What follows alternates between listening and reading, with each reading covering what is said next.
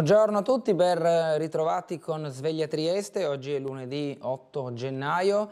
Oggi avremo due ospiti in nostra compagnia. Il primo sarà Paolo Perini, consigliere di Fratelli d'Italia in sesta circoscrizione. La seconda sarà la sindaca di Sgonico, Monica Crovatin. Andiamo a leggere la pagina meteo del sito Osmer. Un'area depressionaria associata a masse d'aria più fredda rimarrà attiva sul Mediterraneo, facendo affluire sulle regioni correnti in prevalenza nord-orientali fredde e via via più secche. Per oggi cielo nuvoloso o variabile, sofferà vento moderato da nord-est in pianura, sostenuto in quota sulla zona montana.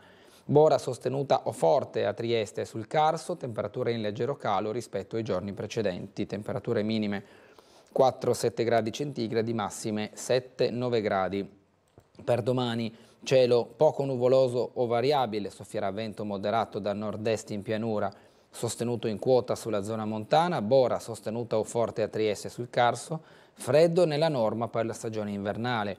Le minime per domani sono previste fra 1 e 3 gradi, le massime 4-7 gradi centigradi.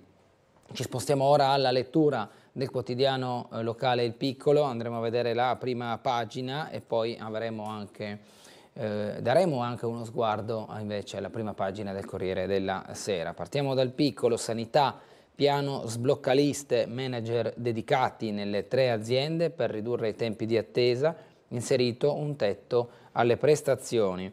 La nomina di nuovi manager responsabili dello smaltimento delle liste d'attesa, la riforma dell'assistenza territoriale sostenuta dal PNRR, un diverso modo di finanziare il sistema sanitario che quest'anno è costato 300 milioni più del previsto.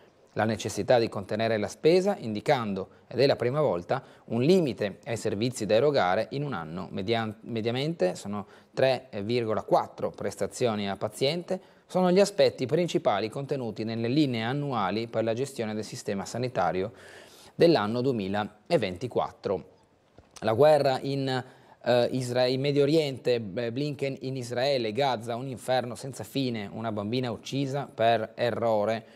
Questo lo si leggerà a pagina 8, sempre nel trafilo del Piccolo. Il voto locale è un'incognita a nord-est, il commento di Francesco Iori, l'analisi di Giorgio Perini, BRICS più veloci dell'Europa ad allargarsi, l'analisi sulla gestione delle adesioni. Mentre l'Unione Europea avvia i negoziati per l'adesione di Ucraina, Georgia e Moldova, di cui nessuno può azzardarsi a prevedere i tempi, i BRICS annunciano l'allargamento in tempi record. Il taglio alto, le poste decise a eliminare oltre 500 cassette rosse in tutto il Friuli Venezia Giulia. Famiglia slovena intrappolata nella grotta ostruita dalla piena.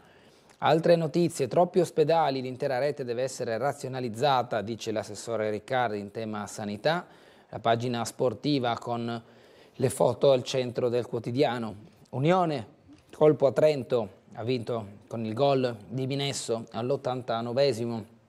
Lui che per tutto il girone d'andata non ha giocato a causa soprattutto di un infortunio, ma anche dell'affollamento di competitori, chiamiamoli così, sebbene compagni di squadra nel reparto offensivo. Trieste non fa sconti neanche per il basket con la vittoria contro Piacenza. Parco del Mare 5.0, nasce il 15 gennaio il comitato scientifico per proseguire con progettazioni e demolizioni.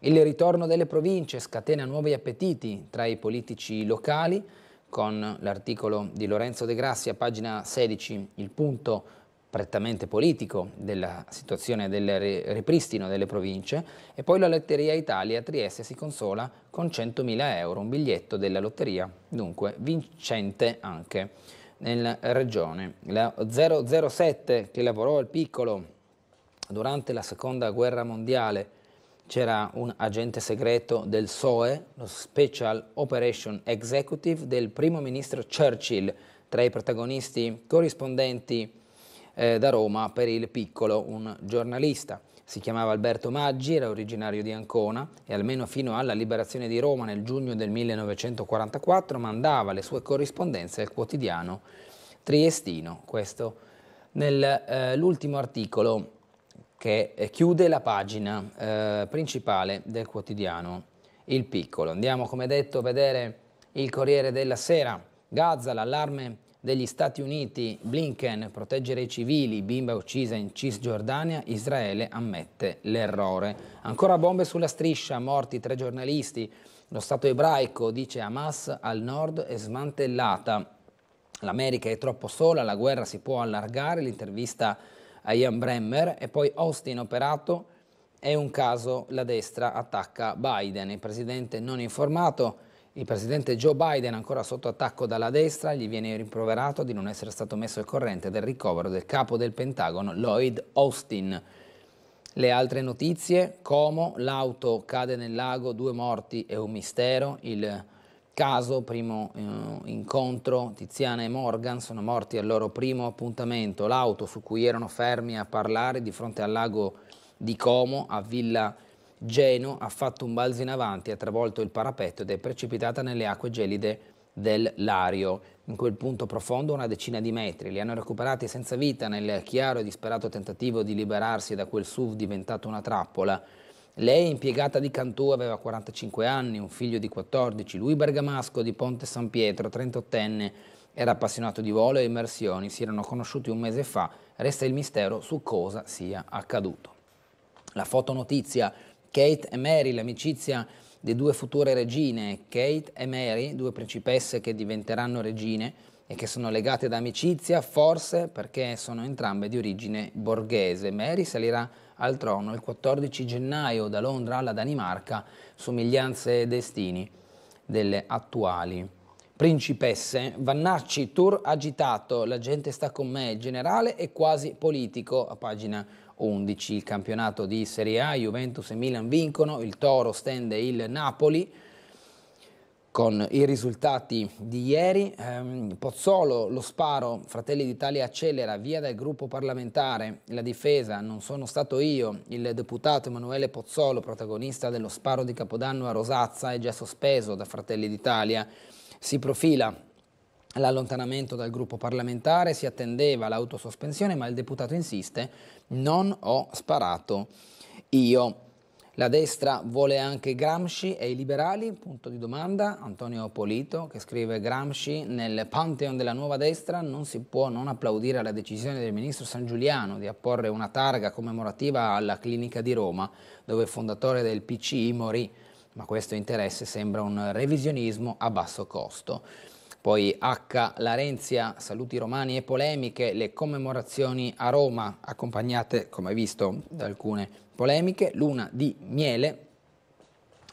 miele, scrive Alessandro D'Avenia, nella rubrica Ultimo Banco, con la chiusura della prima pagina del Corriere proprio su argomenti d'attualità e di politica. Andiamo nuovamente al Piccolo per seguire le notizie locali e regionali. Programmazione annuale del sistema salute, le liste d'attesa in Friuli Venezia e Giulia, la sanità, il nuovo piano sblocca liste, approvate le linee per il 2024, nuovi manager per ridurre i tempi d'attesa e un tetto medio alle prestazioni erogate. Bilancio 2023 chiuso con 300 milioni di uscite, superiore al previsto. Il sistema costa oltre 3 miliardi nel suo complesso all'anno.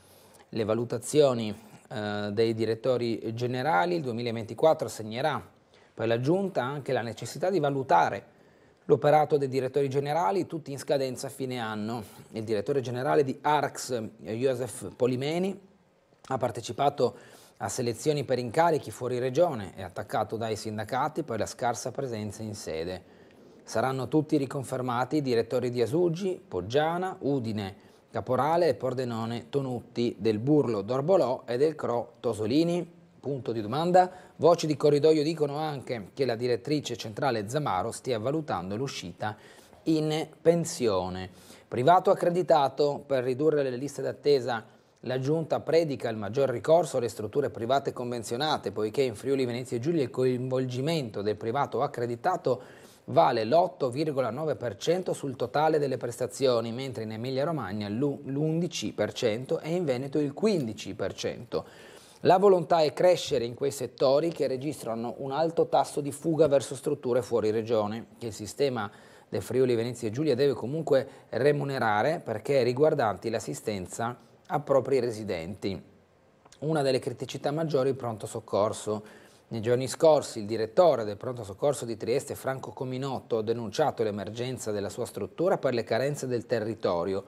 Servono percorsi alternativi per gli anziani che intasano loro malgrado il pronto soccorso, perché nelle RSA l'assistenza medica è insufficiente e i medici di medicina generale sono sovraccarichi. Cominotto ha ottenuto 15 posti letto in RSA private per dimettere anziani non pronti al ritorno a casa, ma il numero è insufficiente nel picco influenzale. È sicuramente un momento questo in cui si vanno a ingolfare le urgenze con anche le ospedalizzazioni delle influenze. Avere un ospedale ogni 100.000 abitanti non è più sostenibile, bisogna razionalizzare. Il monito dell'assessore Riccardi: i costi aumentano e l'offerta diminuisce perché c'è un eccesso di frammentazione. Va cambiata rotta, ha detto il titolare dell'assessorato alla sanità, troppe strutture sparse sul territorio con la pretesa di fare tutto. Uno sperpero di risorse economiche e personale in una regione che ha in proporzione più medici e infermieri di tutte le altre, ma dove gli operatori non sembrano mai bastare. Per ripensare la sanità del Friuli Venezia Giulia serve un ribaltone. Il presidente Federiga lo ha detto chiaro nella conferenza stampa di fine anno. Il 2024 è l'anno delle scelte non più rinviabili. Bisogna metterci le mani per ridare sicurezza al sistema, dice l'assessore alla salute Riccardo Riccardi, cui tocca l'onere di una riforma che, se fatta veramente, accenderà le proteste che da sempre scatenano la comunità, comitati ed esponenti politici locali di ogni schieramento, ogni qualvolta una giunta prova a razionalizzare il sistema. Trieste, Gorizia, Monfalcone, Latisana, Palmanova, Udine, San Daniele, Tolmezzo, San Vito, Pordenone, Spilimbergo. E poi i centri speciali come Burlo, il Cro e il Gervasutta. In Friuli Venezia Giulia ci sono 14 strutture ospedaliere pubbliche, cui aggiungere quelle del privato convenzionato. Continuiamo a registrare aumenti di spesa e riduzione delle prestazioni perché l'offerta è troppo frammentata. Non possiamo andare avanti così, continua Riccardi, agitando una serie di tabelle che mostrano come il tempo dell'inazione è finito. La prova della dispersione arriva dai dati sulla chirurgia oncologica. Troppe strutture si occupano della stessa patologia e troppe persone ritengono ancora che sia una buona idea sottoporsi a interventi importanti in piccoli ospedali. Finisce che nel 2022 i 502 casi di cancro al colon sono stati operati in 15 centri diversi. Casistica media di 33 pazienti a struttura, quando il minimo è indicato dagli standard in 50 casi. Vale per il pancreas, 42 casi in 4 sedi, quando la casistica minima è di 20 casi, o il fegato, 106 operati in 10 sedi con casistica di 10 unità contro il valore ottimale minimo di 40. Significa rivolgersi a equip fragili e privare di personale gli ospedali con maggiore preparazione. Poi l'articolo prosegue con quelle che sono le indicazioni di Riccardi, che, come abbiamo visto anche dai titoli, principalmente puntano a una razionalizzazione del sistema, evitare la frammentazione degli interventi. Primario e direttore della Sores, De Monte, 43 anni, in prima linea. Il medico anestesista nel caso Englaro va in pensione. Quella per Eluana fu la scelta più complicata, lo rifarei, ha detto nell'intervista di Giacomina Pellizzari in questa pagina del Piccolo, dove, andando in pensione, ha rilasciato alcune parole rispetto ai tanti anni di lavoro proprio nel mondo della sanità. Il rapporto IRES, Partito Democratico e Sinistra Italiana contro la giunta regionale, aiuti ai più poveri. Tra la situazione economica di diverse famiglie della regione e quella del Friuli Venezia Giulia ci sono distanze siderali che la giunta Federiga non accenna a voler colmare. Mentre la regione continua ad arricchirsi, crescono le situazioni di povertà. Lo afferma la consigliera regionale del Partito Democratico Manuela Celotti, commentando il report dell'IRES Friuli Venezia Giulia. La regione non fa abbastanza per proteggere le persone più povere, secondo Emmanuel Oyan e Sebastiano Badin, di Sinistra Italiana FVG. Cambiamo pagina. Il deputato prone alla riforma dell'editoria, Mollicone, certificare le notizie per legge, Fratelli d'Italia lo smentisce, muro delle opposizioni. L'idea sarebbe di controllare quanto viene scritto sulla rete. Le forze di minoranza denunciano una sorta di Minculpop, una riforma dell'editoria che certifichi la veridicità delle notizie. A proporla, secondo un'anticipazione del quotidiano La Repubblica, è il presidente della Commissione Cultura della Camera, Federico Mollicone. La proposta, d'intesa col governo, secondo il deputato di Fratelli d'Italia, dovrebbe prevedere un controllo di quanto scritto nella rete. Non è possibile che solo per fare clickbaiting, ossia per monetizzare i contatti sui siti, si costruisca un titolo gancio e si finisca per criminalizzare, se non ridicolizzare, le libere opinioni, osserva l'esponente di Fratelli d'Italia, citando il suo partito. La classe dirigente che tutti denigrano e che dice è quella che ha fondato il partito e in 10 anni l'ha portato, grazie soprattutto a Giorgia Meloni, a essere la prima forza del paese. Bisogna piantarla con questa mistificazione. Il freno di Tajani sulle europee, tutti candidati oppure nessuno. Resta l'impasse nel centrodestra in Sardegna, anche a sinistra si cerca un'intesa unitaria.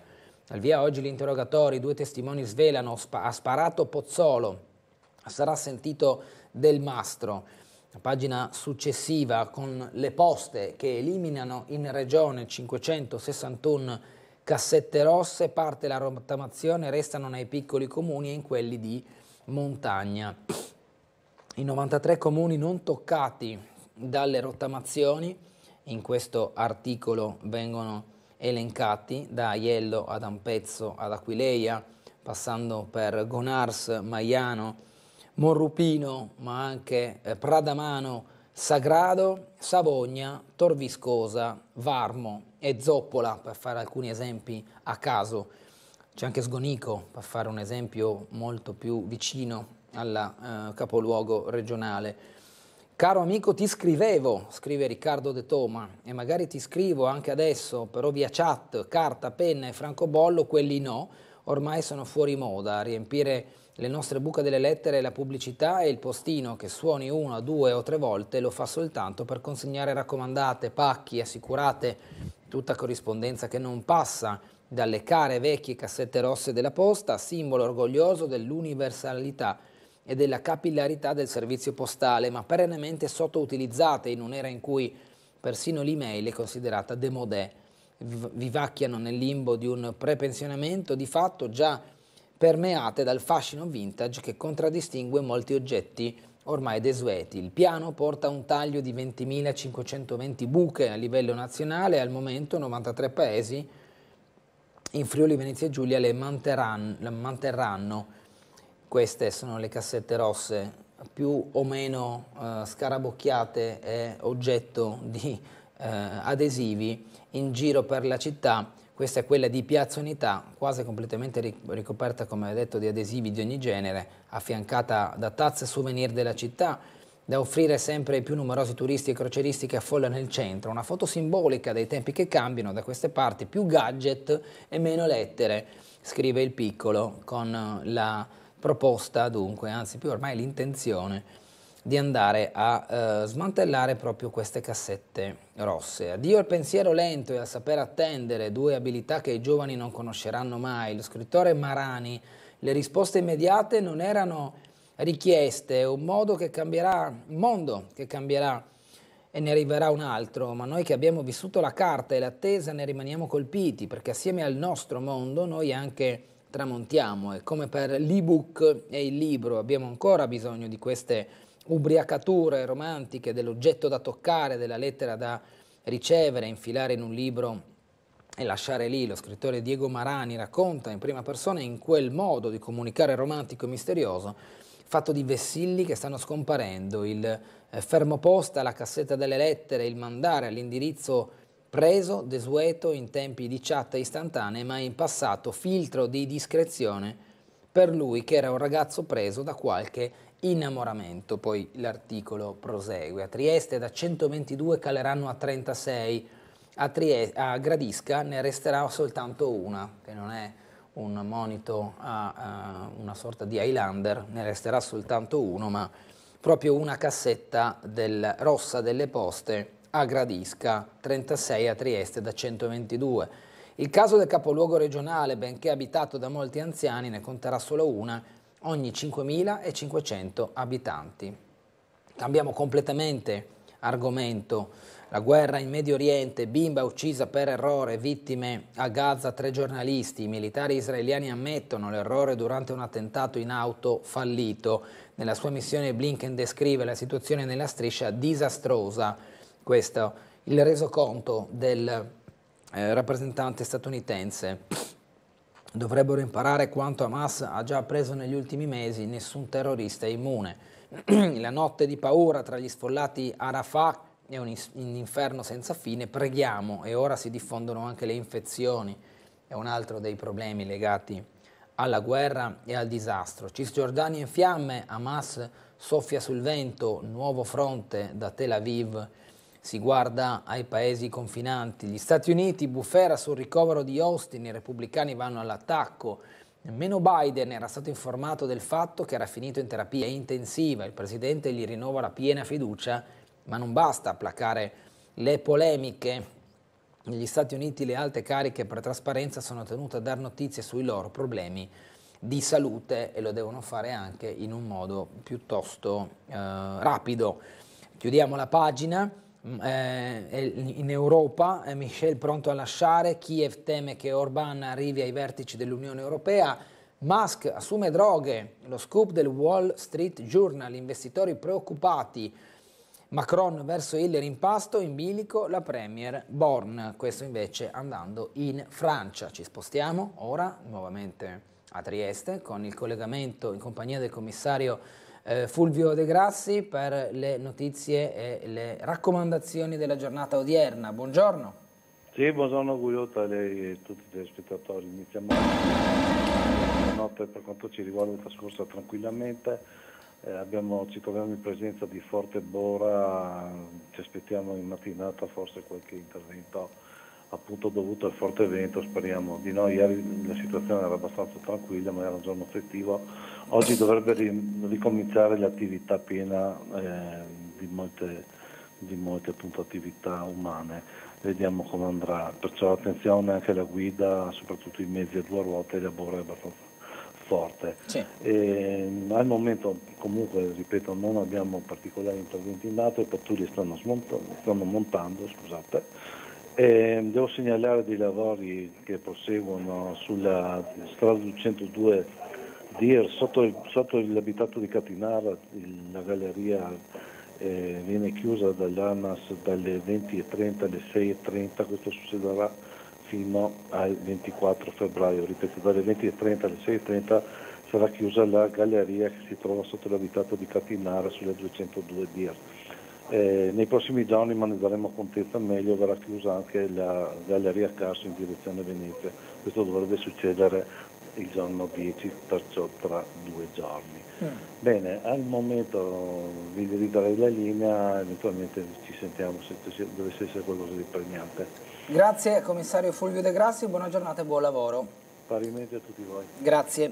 Continuiamo col piccolo, famiglia intrappolata nella grotta per l'acqua che ostruisce l'uscita. Il gruppo ha ritrovato riparo su una piattaforma ed è stato rifornito di viveri e medicinali dai subspeleologi. Una famiglia di 3 persone in gita turistica intrappolata da sabato scorso assieme allo speleologo guida e a un apprendista speleologo guida, scesi con loro nei meandri della Krishna Yama nel comune di Cerknica, a sud di Račka, a est dell'uscita UNEC sulla A1 Trieste-Lubiana, a causa del repentino innalzamento dell'acqua nella cavità.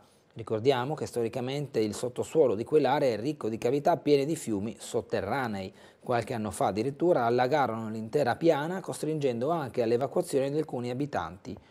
E Cerknica era uno dei centri più colpiti.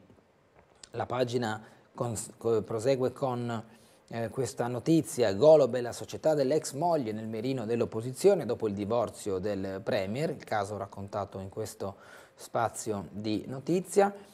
Ancora cronaca, la tragedia, Padova, la strage dell'Epifania, 3 morti nel palazzo abbandonato, i senza tetto trovati attorno a un braciere, l'ipotesi è che siano stati uccisi dalle esalazioni. La tragedia della disperazione è quella che è accaduta in uno stabile fatiscente e abbandonato, dove 3 giovani tunisini sono morti asfissiati dalle esalazioni di un braciere messo vicino ai loro giacigli per scaldarsi. È accaduto a Padova, nell'ex sede abbandonata dell'Istituto per Ciechi Configliacchi, tra via Reni e via Valmarana, nel giorno della Befana, mentre la maggioranza delle famiglie era nel tepore della propria casa. Qui si è consumata una tragedia silenziosa al riparo da ogni sguardo. I BRICS più veloci dell'Unione Europea nel reclutare gli alleati. Giorgio Perini in questo articolo che guarda alle mosse dei paesi europei e non soltanto, quelli del G20. Grande incognita il voto a nord-est, scrive Francesco Iori. Urna continua accanto alla chiamata generale per le europee. Il calendario elettorale 24 propone una serie di test parziali di assoluto rilievo. 5 regioni: Abruzzo, Basilicata, Piemonte, Sardegna, Umbria. 3.700 comuni, di cui 22 capoluoghi di provincia, tra cui Bari, Cagliari, Firenze. Il nord-est concorre in quota a parte, anche significativa, 309 comuni in Veneto su 563, tra cui un capoluogo, Rovigo, 113 su 215 in Friuli Venezia Giulia. Numeri di peso in un contesto politico volatile, uniti a quelli del voto europeo, saranno fondamentali per interpretare gli scenari prossimi venturi. Andiamo alle notizie di Trieste. Parco del Mare 5.0, il 15 gennaio la nascita del comitato scientifico. L'annuncio del presidente camerale Paoletti, coinvolte le realtà del territorio, ci vedremo in Camera di Commercio. Stanno procedendo in pieno ritmo i lavori di demolizione nell'area di Porto Lido, ex Cartubi, indispensabili per consentire la realizzazione del nuovo Parco del Mare 5.0. Finora è stato rispettato alla lettera il cronoprogramma, tanto che è stata quasi ultimata la demolizione delle parti metalliche ed è stata anche completata la bonifica delle parti in amianto, che rappresentava una priorità. Si attende a questo punto solo l'autorizzazione da parte dell'azienda sanitaria per avviare la demolizione dell'ex centrale termica del sito. Per concludere questa fase dovranno inoltre essere eseguite delle demolizioni parziali di alcune strutture murarie e di altre realizzate in vetro resina. Intanto nell'area è atteso il via libera, come detto, di Asuggi. Ultimata la bonifica dell'amianto, sta arrivando al traguardo la rimozione delle parti metalliche. È una partita da 32,5 milioni, un progetto, quello del Parco del Mare 5.0, con il quale l'ente camerale della Venezia Giulia intende celebrare e valorizzare il legame di Trieste con il mare dal punto di vista culturale e scientifico, e che si è evoluto nel tempo diventando un'iniziativa innovativa totalmente digitale e sostenibile, dice Paoletti. Diocesi, Don Rosa regala una statuetta di Gesù Bambino per la stazione.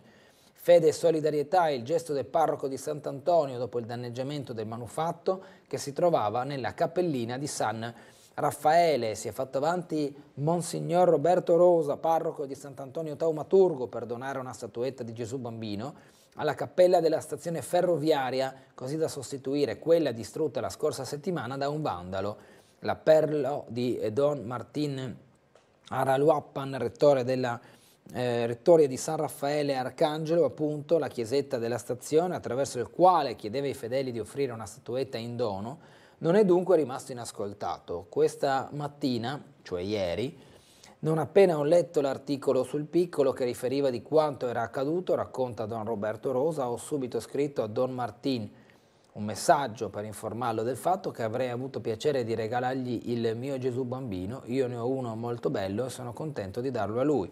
La statuetta è di proprietà personale del parroco e in genere la custodisce nella propria abitazione, ma in questo periodo di festività ormai concluse si trova nella piccola cappella della Visitazione situata all'altare barocco all'interno della chiesa di Sant'Antonio, sul lato di via Paganini. Anche Monsignor Roberto Rosa, così come aveva fatto Don Martin, si sofferma su una propria riflessione sulla brutalità del gesto compiuto dal vandalo nella cappellina della stazione ferroviaria. La persona era entrata in chiesa poco prima dell'inizio della celebrazione eucaristica, scagliando una manata contro la statuetta collocata sull'altare per gettarla sul pavimento e mandarla in frantumi. Ma le parole di Don Roberto, così come quelle di Don Martin, sono di comprensione umana. Probabilmente la persona ha dei problemi, probabilmente è una persona malata e che soffre, nei confronti della quale si può avere solamente immensa accoglienza. Queste le sue parole. Noi ci fermiamo per andare in pubblicità, riprenderemo da questa pagina la lettura degli ulteriori articoli del Piccolo. Ci vediamo tra poco.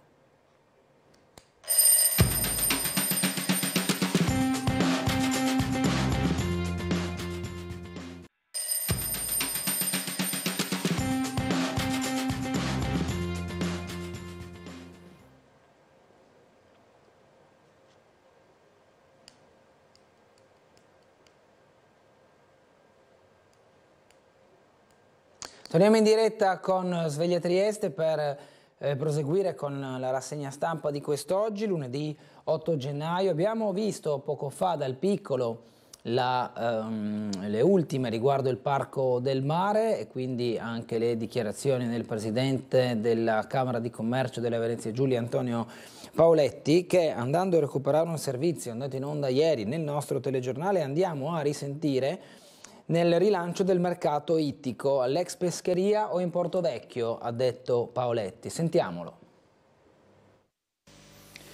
Ospite di Trieste in diretta qualche giorno fa, il presidente di Confcommercio Antonio Paoletti ha ripercorso l'evoluzione del settore in città, partendo dalla trasformazione della zona lungo le rive delle strade vicine via Diaz, Cadorna e Torino, divenute il centro della movida cittadina. Un'evoluzione che a detta di Paoletti resta incompleta, mancherebbe un tassello importante.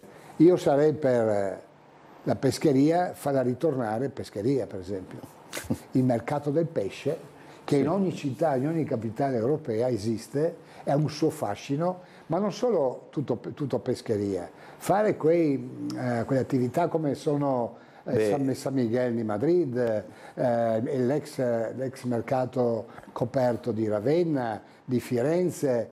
Se è vero che sembra difficile che il sogno di Paoletti si realizzi, è anche vero che il presidente di Confcommercio avrebbe pronta una soluzione alternativa. A Trieste manca, e non sarebbe male o lì o tutto il nuovo sviluppo del Porto Vecchio. Il discorso in questo caso si amplia perché riguarda una zona che ormai è chiaro a tutti più e meglio di altre rappresenta il futuro della città e qui Paoletti sembra voler fissare dei paletti piuttosto rigidi, se non altro da un punto di vista ideale. Bisogna far diventare Porto Vecchio da Trieste 2, non la coppia fotocopia di Trieste, metterci là dentro quello che Trieste non ha. E allora sì che diventiamo una grande capitale d'area, una grande capitale della nuova Europa come ce lo meritiamo e ci viene anche riconosciuto. Per cui direi che stiamo molto attenti lì e diamo la nostra collaborazione chiaramente al Comune di Trieste. Proseguiamo con la lettura delle notizie dal Piccolo. Avevamo visto prima della pubblicità la pagina che si occupava del Gesù Bambino, la statuetta del Gesù Bambino regalata da Donna Rosa alla cappelletta della stazione. Nella stessa pagina la politica centrodestra senza scuse sul caso dello Stadio Rocco, l'opposizione attacca la maggioranza. Altin, capogruppo della lista Russo.Franco, dice: Giacomelli di Fratelli d'Italia fa le veci del sindaco di piazza e si scorda del ruolo del suo partito. L'attacco anche da Luca Salvati del Partito Democratico, difesa ipocrita del peggior assessore. Leggiamo alcune righe: davvero imbarazzante la difesa del centrodestra che dimostra di essere non solo incapace nel gestire le partite, è il caso di dirlo, di un certo livello, ma neppure di assumersi le responsabilità quando sbaglia. Il sindaco di piazza non è stato capace di dire una parola definitiva sulla questione concerti al Rocco. Al contrario, Giacomelli pare avere le idee molto chiare. Dobbiamo pensare che sia lui il vero sindaco di questa città? Molti dicono sia così, ma allora si assume le responsabilità di un fallimento che è anche il suo e del suo partito. Paolo Altin, capogruppo comunale della lista Russo.Franco, affonda il coltello nella maggioranza di centrodestra dilaniata dal pasticcio dello Stadio Rocco e dei concerti programmati a giugno nel mezzo degli eventuali play-off della Triestina. Parlare ora di misure compensative suona come un tentativo disperato di comprare il consenso della tifoseria ai fini elettorali, continua Altin. Operazione che non riuscirà perché i tifosi hanno capito benissimo cosa ha combinato questa amministrazione e non si faranno prendere in giro, così come non lo faranno neppure le migliaia di appassionati di musica che hanno acquistato i biglietti dei concerti. Sul centrodestra allo sbando interviene anche il consigliere del PD Salvati. Io non c'ero e se c'ero dormivo e se dormivo sognavo di non esserci. Potrebbe essere questa la perfetta sintesi delle dichiarazioni dei partiti di maggioranza in merito alla gestione dello Stadio Rocco. che da tragedia si sta trasformando in farsa. Il premio dell'ipocrisia lo vince per distacco sugli altri Fratelli d'Italia, il partito che ha le maggiori colpe in assoluto, visto che esprimeva l'assessore, Elisa Lodi, con delega agli impianti sportivi, poi incredibilmente promossa ad assessore allo sport. Ma non basta. Claudio Giacomelli, conclude Salvati, cerca goffamente di rendere buona quella fetta di tifo organizzato che fa riferimento alla destra. Queste dichiarazioni surreali, a difesa implicita del peggior assessore che Trieste abbia avuto, non fanno che acuire il legittimo dissenso della tifoseria rispetto a chi ha tradito l'Unione e di conseguenza la città. Nella stessa pagina leggiamo: è deceduto Corrente, venerdì il funerale, Sergio Corrente, apprezzato commercialista triestino. Il professionista, nato il 5 novembre del 67, si è spento a 56 anni a causa di un male incurabile che lo ha portato via in breve tempo. Venerdì si svolgeranno i funerali. La Lotteria Italia regala a Trieste 100.000 euro, biglietto vincente. A questo punto c'è solo da sperare che il biglietto non sia rimasto nella tasca dei jeans e finito in lavatrice. Sarebbe il colmo dopo tanta fortuna. Anche Trieste è stata baciata da Lotteria Italia con un premio 5-0 tra i 15 italiani di seconda categoria del valore di 100.000 euro estratti nella sede dell'Agenzia delle Dogane e dei Monopoli. Il giorno dell'Epifania ce n'è infatti anche uno acquistato in una tabacchio bar del capoluogo giuliano. Poi non si sa chi possa essere il fortunato o la fortunata possessore del biglietto. Un passato che torna, ambizioni e intrecci nella sfida all'orizzonte per la nuova provincia verso il ritorno degli enti intermedi, possibile voto tra 2025 e 2026. I candidati per la presidenza, dalla leghista Tonel al Dem Salvati. Qui ci sono un paio di volti in queste foto. In alto a sinistra gli assessori comunali Everest Bertoli e Serena Tonel della Lega, in alto in centro il sindaco di Duino Orisina Igor Gabrovec, con accanto Romita di Fratelli d'Italia. In alto a destra, nei banchi del Consiglio Comunale, Riccardo Laterza, Kevin Niccolini di Desso Trieste, Paolo Altini della lista Russo Punto Franco. In questa foto più in grande ci sono gli ex assessori dell'ultima giunta provinciale con la presidente Maria Teresa Bassa Poropat, ovvero Zoglia Di Francisco, che stringono la mano, Zoglia sorridente che stringe la mano a Roberto De Gioia. In basso a destra il palazzo della provincia, Palazzo Galatti, dove proprio aveva sede la giunta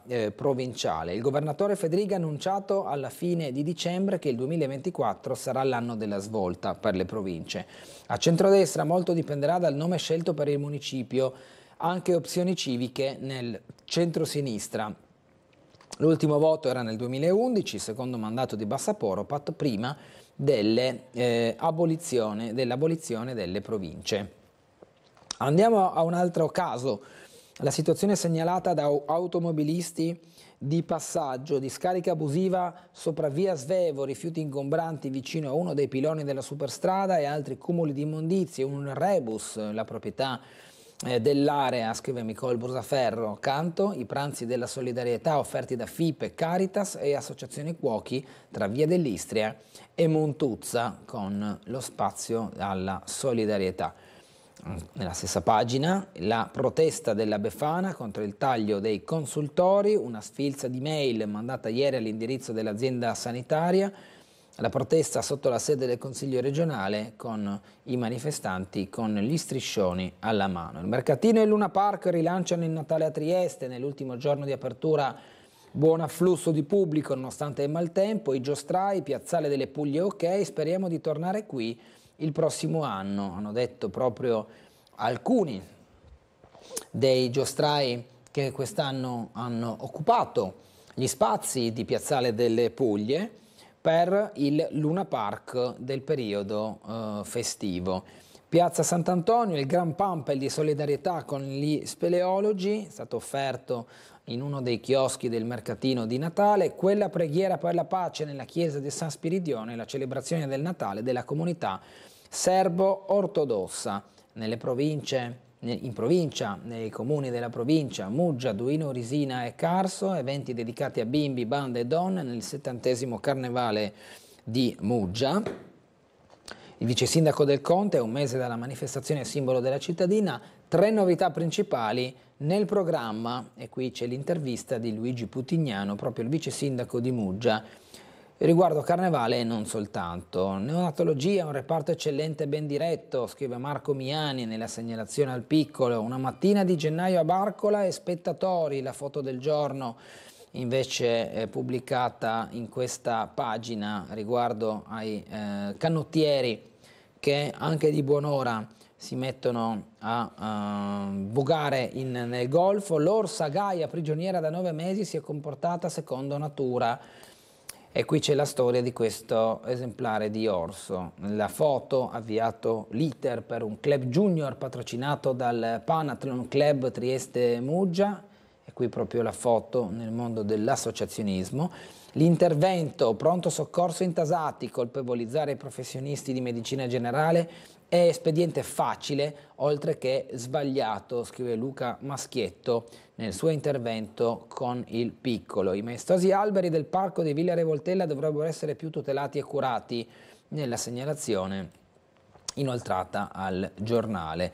A Roma, nel dicembre del 1943, c'era un agente segreto nella redazione del Piccolo. La ricercatrice Nicoletta Maggi trova nei National Archives di Londra documenti inediti che svelano i rapporti con il giornale di Alberto Maggi in forza ai servizi di intelligence britannici. Antifascista, il giornalista fu ucciso dai nazisti in azione nell'ottobre del 1944 mentre operava con i partigiani.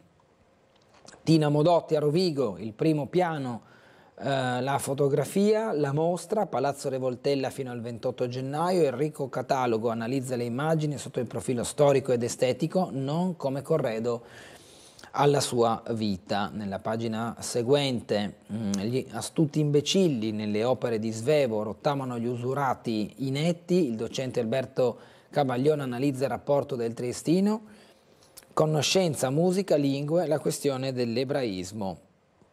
Nella pagina invece successiva, le mostre, le trecce di Faustina, immortale impalcatura, sciolti, raccolti o tagliati, i capelli fanno la storia. Le Gallerie d'Italia di Vicenza, 70 opere raccontano il potere delle acconciature, soprattutto femminili, ma non soltanto. Ancora notizie e spazi di approfondimento. Lungo il grande muro edificato contro i migranti si muove l'imperatore delle nuvole, nel racconto distopico di Pierpaolo Vettori pubblicato da Neri Pozza, la metafora ultrareale della crudeltà che segna i nostri tempi. La dolorosa identità di Alba de Cespedes in prima e dopo, in questo articolo viene spiegato di più. Paola Minaccioni porta al Bobbio lo stand-up Stupida Show per quanto riguarda il teatro, e ancora al cinema Pietro Castellitto al Kinemax di Gorizia. A Trieste da mercoledì torna alla Sala Bartoli Quell'anno di scuola, tratto da Stuparic, venerdì ad Hangar Teatri i drammi di Trevisan. Calendario in arte e poesia alle 17 al CNULP con Enzo Santese. Siamo allo sport, Trieste missione compiuta, batte Piacenza e va a Udine a giocarsi il derby alla pari, vittoria nitida a Valmaura contro la Sigeco 86-69. Con questo successo è raggiunta l'Apu al terzo posto, ma i biancorossi hanno una gara in meno. Andiamo a vedere la partita nel racconto di Marco Stabile.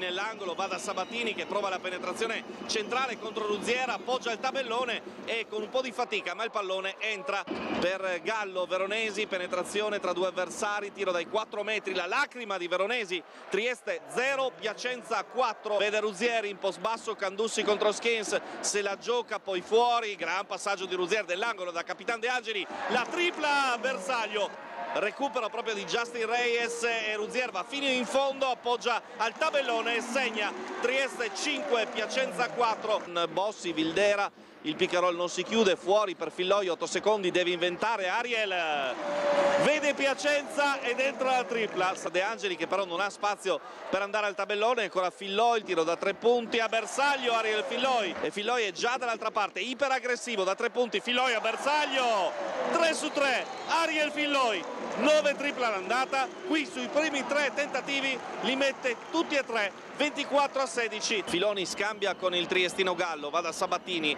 ancora Gallo di mano sinistra, al ferro Gallo, molto bene, Filoni che recupera Piacenza che è una grande occasione di riportarsi a contatto, cost to cost di Filoni che appoggia il tabellone e segna 6-0 in apertura di secondo quarto. Il blocco di Dalmeida fuori per Serpilli, la tripla tentata e cercata e trovata per Serpilli, 32 pari. Ruzier in penetrazione, poi riesce, 10 secondi, vede Campogrande, il tiro dai 7 metri per il tiratore romano di riproiettarsi in attacco con Ruzier, penetrazione sulla linea di fondo tipica del triestino, fuori per Brooks, tripla a bersaglio e mini parziale per Trieste che va per la prima volta in questa partita sul più 10, 42-32. Sabatini e Filoni, subito il pallone per De Angeli, stoppatissima di Miller, va a Sabatini, scambiano i due, Skins vorrebbe ricevere e De Angeli si fa subito perdonare l'ingenuità, va fino in fondo a schiacciare Lodovico De Angeli. Il blocco di Skins riceve, va contro De Angeli, stoppata del capitano che è entrato in striscia positiva dopo la stubata subita. Ruzier va da Brooks, Candussi da solo deve tirare e segna contro 2 avversari l'argentino, fuori da Ferrero, la tripla mancina per Ferrero che suona la carica per Trieste portandola sul più 21, nuovo massimo vantaggio della partita. Va giù Veronesi ma non c'è fallo, Vildera serve Campogrande che poi perde palla, troppo avanzato il passaggio, Skins dall'altra parte, Bimane in contropiede, Sabatini, Veronesi, una sorta di rincorsa dell'ultimo minuto e Piacenza qui piazza un parziale importante di 7-0. Ruzier un po' in difficoltà, ora serve Campogrande dietro, Vildera 7 secondi nell'angolo da Brooks, Ruzier deve tirare a questo punto, il tiro a bersaglio, 5 su 24 al tiro da 3 punti per Piacenza, mentre Ruzier qui mette la seconda tripla consecutiva che riporta Trieste sul più 20 e questo 71-51 ha un'impronta chiara sul match. Serpilli a segno anche lui, Rolli subito la tripla per lui a bersaglio, l'urlo del Palatrieste per il più piccolo dei biancorossi che mette le proverbiali olive nel martini. Il finale recita 86-69, Trieste vince la 10ª partita sulle ultime 11 e ormai tutti i pensieri vanno al derby del Carnera.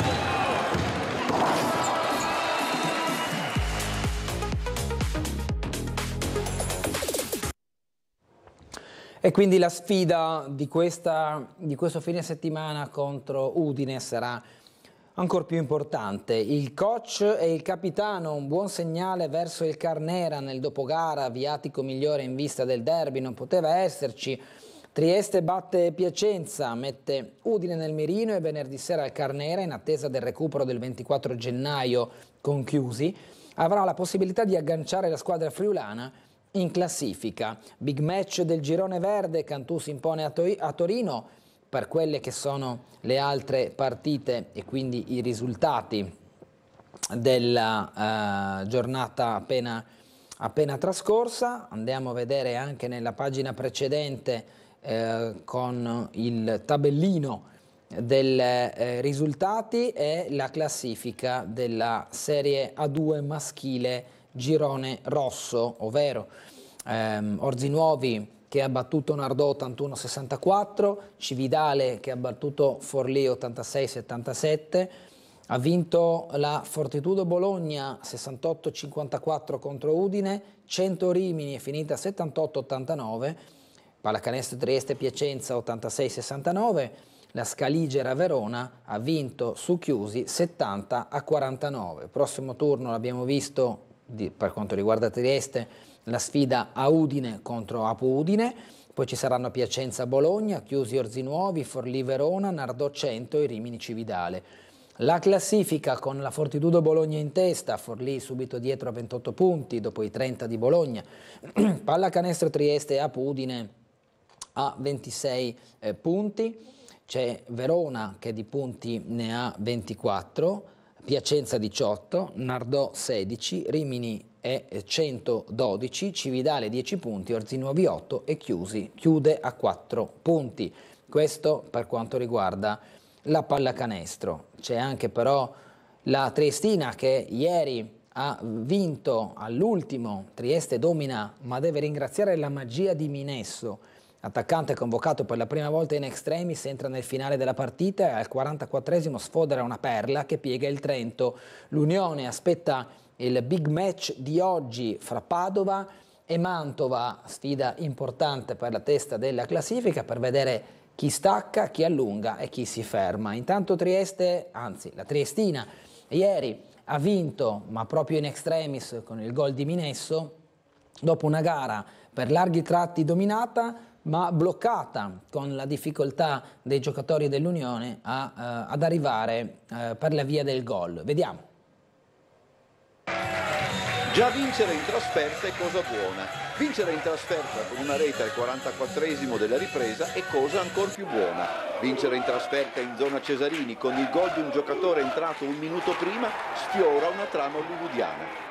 Se a ciò si aggiunge che il giocatore in questione risponde al nome di Mattia Minesso, una stagione non felicissima, un infortunio che ne stronca l'idea di rilancio e un girone di andata fuori rosa, siamo dalle parti di Douglas Sirk.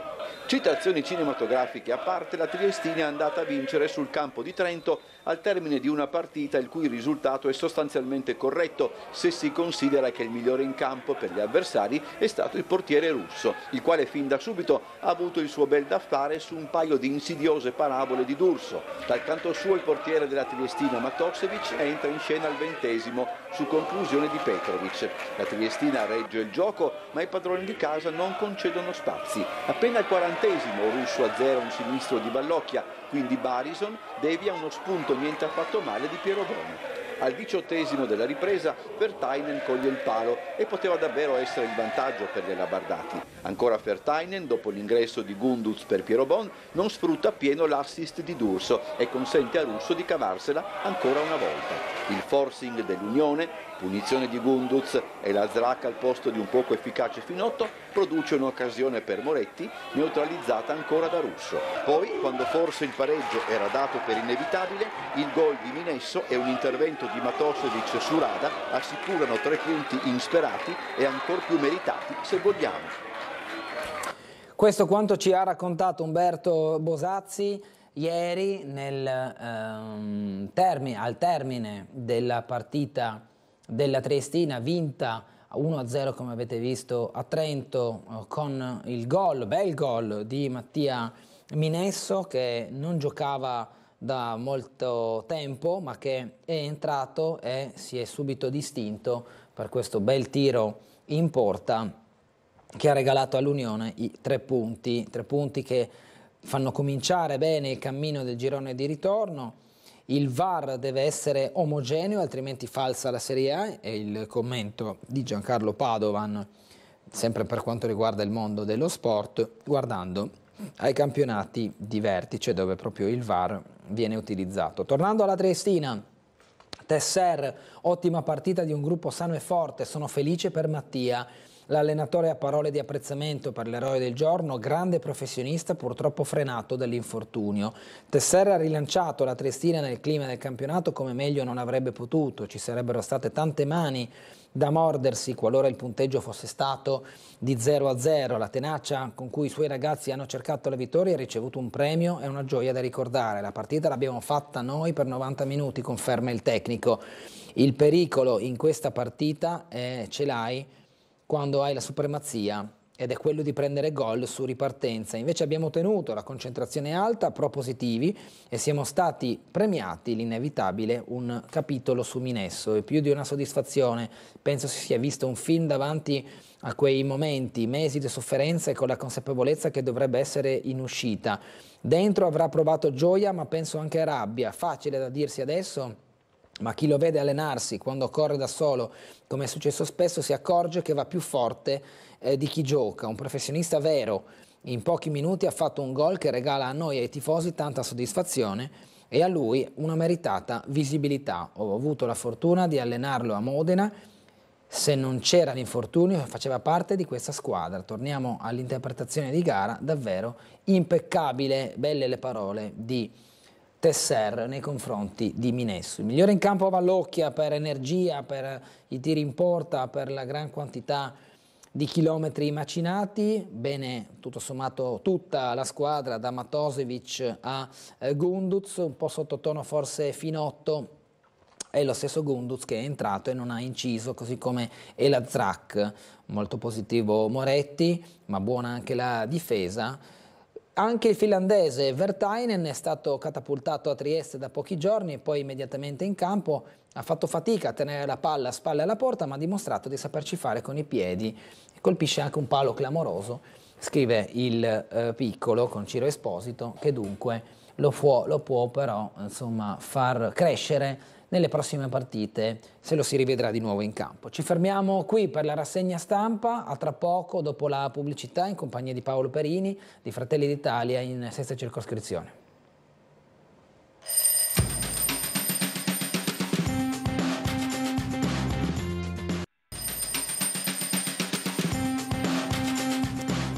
Ben ritrovati con Sveglia Trieste, buongiorno e benvenuto il presidente della sesta circoscrizione Paolo Perini di Fratelli d'Italia, ben trovato. Buongiorno a tutti e approfitto per augurare un buon anno a tutti, ma soprattutto un anno sereno, perché quando c'è la serenità si fanno le cose migliori. Assolutamente condivisibile questo augurio. Allora Perini, le leggo subito una mail, poi entriamo all'interno dei temi che hanno a che fare soprattutto nella circoscrizione, poi come presidente sia un po' più il polso, no? Anche della gestione di quelle che sono le priorità che arrivano sia dai consiglieri di una parte politica che dall'altra. La mail dice: buongiorno, Gianfranco Schiavone ha pesantemente offeso la cittadinanza con le sue affermazioni circa una presunta violenza da parte degli italiani e delle istituzioni riguardo i clandestini. E ribadisco clandestini. Spero che si voglia agire legalmente nei suoi confronti in merito alle sue infelici uscite.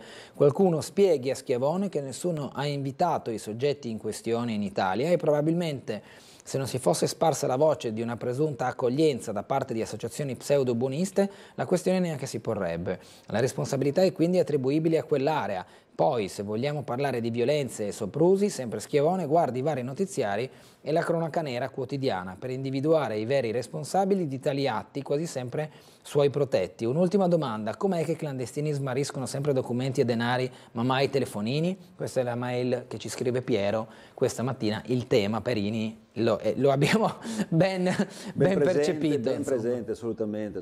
Naturalmente il problema dell'immigrazione clandestina è un problema gigantesco, cioè si tratta di una cosa che coinvolge non solo Trieste, tutte le nazioni, ma addirittura più nazioni dell'Europa. Quindi credo che si debba, come fa appunto la nostra Presidente Giorgia Meloni, cercare di cambiare i parametri a livello globale, nel senso di creare le condizioni perché le persone non debbano assolutamente emigrare. Quindi creare sviluppo in Africa, un sviluppo non predatorio, uno sviluppo che contemperi tutte e due le necessità di sviluppo delle zone appunto da dove vengono queste persone e anche la nostra sicurezza, la nostra identità, salvaguardare la nostra identità. Certamente non è una cosa di facile risoluzione. Naturalmente il signor Schiavone credo che tiri l'acqua al suo mulino, perché non dobbiamo dimenticarci che tutte queste associazioni, tutte queste tutti questi enti che si occupano di clandestini, ricevono dei cospicui compensi per dare assistenza a queste persone. E non avrei fatto quelle uscite così offensive, che io credo offensive nei confronti della popolazione, perché noi siamo accoglienti, però quando è troppo, cioè, nel senso non possiamo supportare e sopportare un'invasione del genere. E con il tempo e con la capacità, diciamo, del nostro governo, spero che in qualche modo si inizi un percorso di integrazione vera di queste persone. Abbiamo una telefonata che andiamo subito a sentire. Buongiorno. Buongiorno, per cortesia vorrei fare una segnalazione se è possibile. Prego. E anche un vostro parere. Io altra sera, 11 di sera, avevo a casa dall'ospedale che mi hanno mandato fuori, che non stavo neanche in piedi, e trovo il gabinetto sbunito. Chiamo i 24 su 24 ieri, mi vengono a fare un lavoro, sono stati 1 ora e 5 minuti. Sono stati, mi hanno chiesto 350 euro e volevano chiedere anche 80 euro di chiamata. Non ho capito chi, mi scusi. La vita? No, non ho capito. Lei si è rivolto a che tipo a di... A una ditta, sì, di via Udine. Ma una ditta per fare cosa? Per sbunire il gabinetto. Ah, ok, mi ero perso questo, mi scusi, non avevo sentito. Ok. Ho fatto questo lavoro 1 ora e 5, 1 ora e 10 sono stati. È stato per uno solo, no? Che ha soffiato giù e finito. Mi hanno chiesto 350 euro in nero, più volevano chiedermi anche 80 euro di chiamata. Ok. Vorrei sapere da voi se è una cosa simile questa qui o no. Ok, vabbè, intanto grazie della segnalazione, così anche da in qualche modo preparare eventuali altri concittadini che quando si chiama un pronto intervento nei giorni festivi sappiano che c'è un prezzo maggiorato. Se poi qualcuno si approfitta, non sto parlando di questo caso in questione perché non ne abbiamo i dettagli, se non la telefonata del signore che è una parte dell'insieme. Però se poi si vede, si percepisce che qualcuno, un libero professionista, un artigiano, indifferente chi, o una ditta se ne approfitta, è spiacevole, a maggior ragione se non viene fatta neanche la fattura.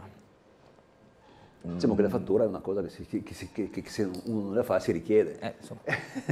Quindi se dopo riscontri un problema, con cosa vai a rivalere il dovuto risarcimento, no? Esatto, assolutamente. Ha fatto bene a segnalarlo, più che a noi lo segnali magari agli enti di competenza che possano fare luce sulla trasparenza dell'operato di questo professionista o di questa ditta, che dir si voglia. Comunque, ripeto, è quello che abbiamo sentito è la parte di una vicenda, è giusto sentire sempre più campane. Andiamo nella circoscrizione, in 6ª circoscrizione. Da presidente, in questo momento, se dovesse raccontarmi quelle che secondo lei sono le priorità della zona di San Giovanni, San Luigi, Chiadino, insomma questa è la circoscrizione fondamentalmente.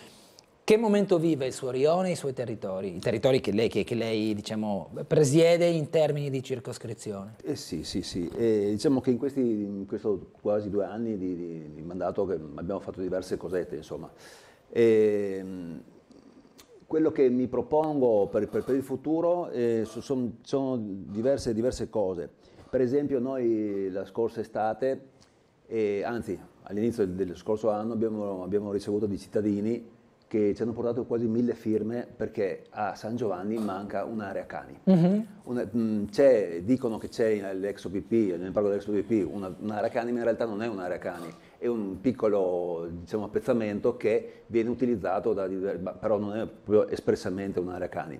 E allora ho già preso contatti con gli uffici, con l'assessore Budere, eccetera, per poter cercare di portare avanti questa realizzazione di queste area cani all'interno del parco dell'ex OPP, perché è molto frequentato già da persone che però appunto alle volte si trovano in difficoltà perché prendono le multe perché lasciano i cani liberi, non si deve fare, però diciamo mancando uno spazio dedicato a queste attività, insomma, sono sempre un po' a rischio. Quindi sarebbe, secondo me, opportuno e giusto, visto che manca a San Giovanni una Racani, di realizzare una di queste. Cercano di portare avanti insieme ai consiglieri tutto questo progetto. Poi stiamo aspettando naturalmente la riqualificazione di Viale Raffaello Sanzio, che ha un problema grosso Viale Raffaello Sanzio. Di sera non si vede assolutamente niente, perché lì i lampioni dell'illuminazione pubblica sono coperti dalle foglie degli alberi, anche quelli di nuova, diciamo, piantumazione. Perché naturalmente è un problema che va a monte, perché gli alberi sono paralleli, diciamo, ai piloni dell'illuminazione, quindi Gli gioco fanno forza. Io cercherò di proporre un'illuminazione dedicata, come in Viale Miramare, di fronte al ferroviario, che hanno messo un'illuminazione dedicata proprio al marciapiede, un piccolo diciamo, paretto. Così. Vediamo come va, come procederà questa cosa, sperando appunto in una riqualificazione un po' più, diciamo, sostanziosa. Mi dica, no, volesse farmi una domanda. Stiamo aspettando sempre la riqualificazione di Piazzale Gioberti, di cui ho sentito appunto notizia. E diciamo, poi un altro problema grosso è anche, sempre di illuminazione, il parco dell'ex UVP. Perché ci sono dei lampioni veramente, non c'è più illuminazione in pratica, perché si sono rotti nel tempo. Solo che il problema là è trovare, diciamo, la responsabilità della manutenzione, perché essendo il parco dell'ex UVP è come una specie di grande condominio, dove ci sono diverse proprietà.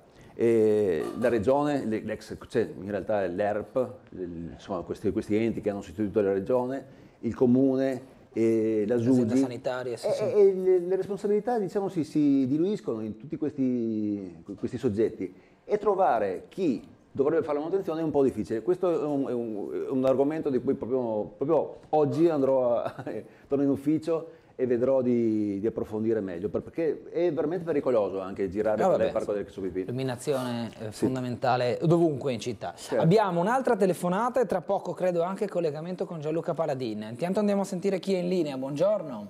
Sì, pronto, buongiorno dottor Gugliotta, sono in linea. Prego. Buongiorno a lei e al suo ospite. Buongiorno. Io volevo un attimo richiamare l'attenzione sull'articolo del piccolo giornale di ieri. Ok. Allora, purtroppo il territorio, io volevo sapere se il commissario di governo, non so perché non ho notizie, se il commissario di governo è sempre vivo, è ammalato, ha qualche problema, perché lui è il rappresentante del governo che ha preso in carico il territorio libero di Trieste nel 1954.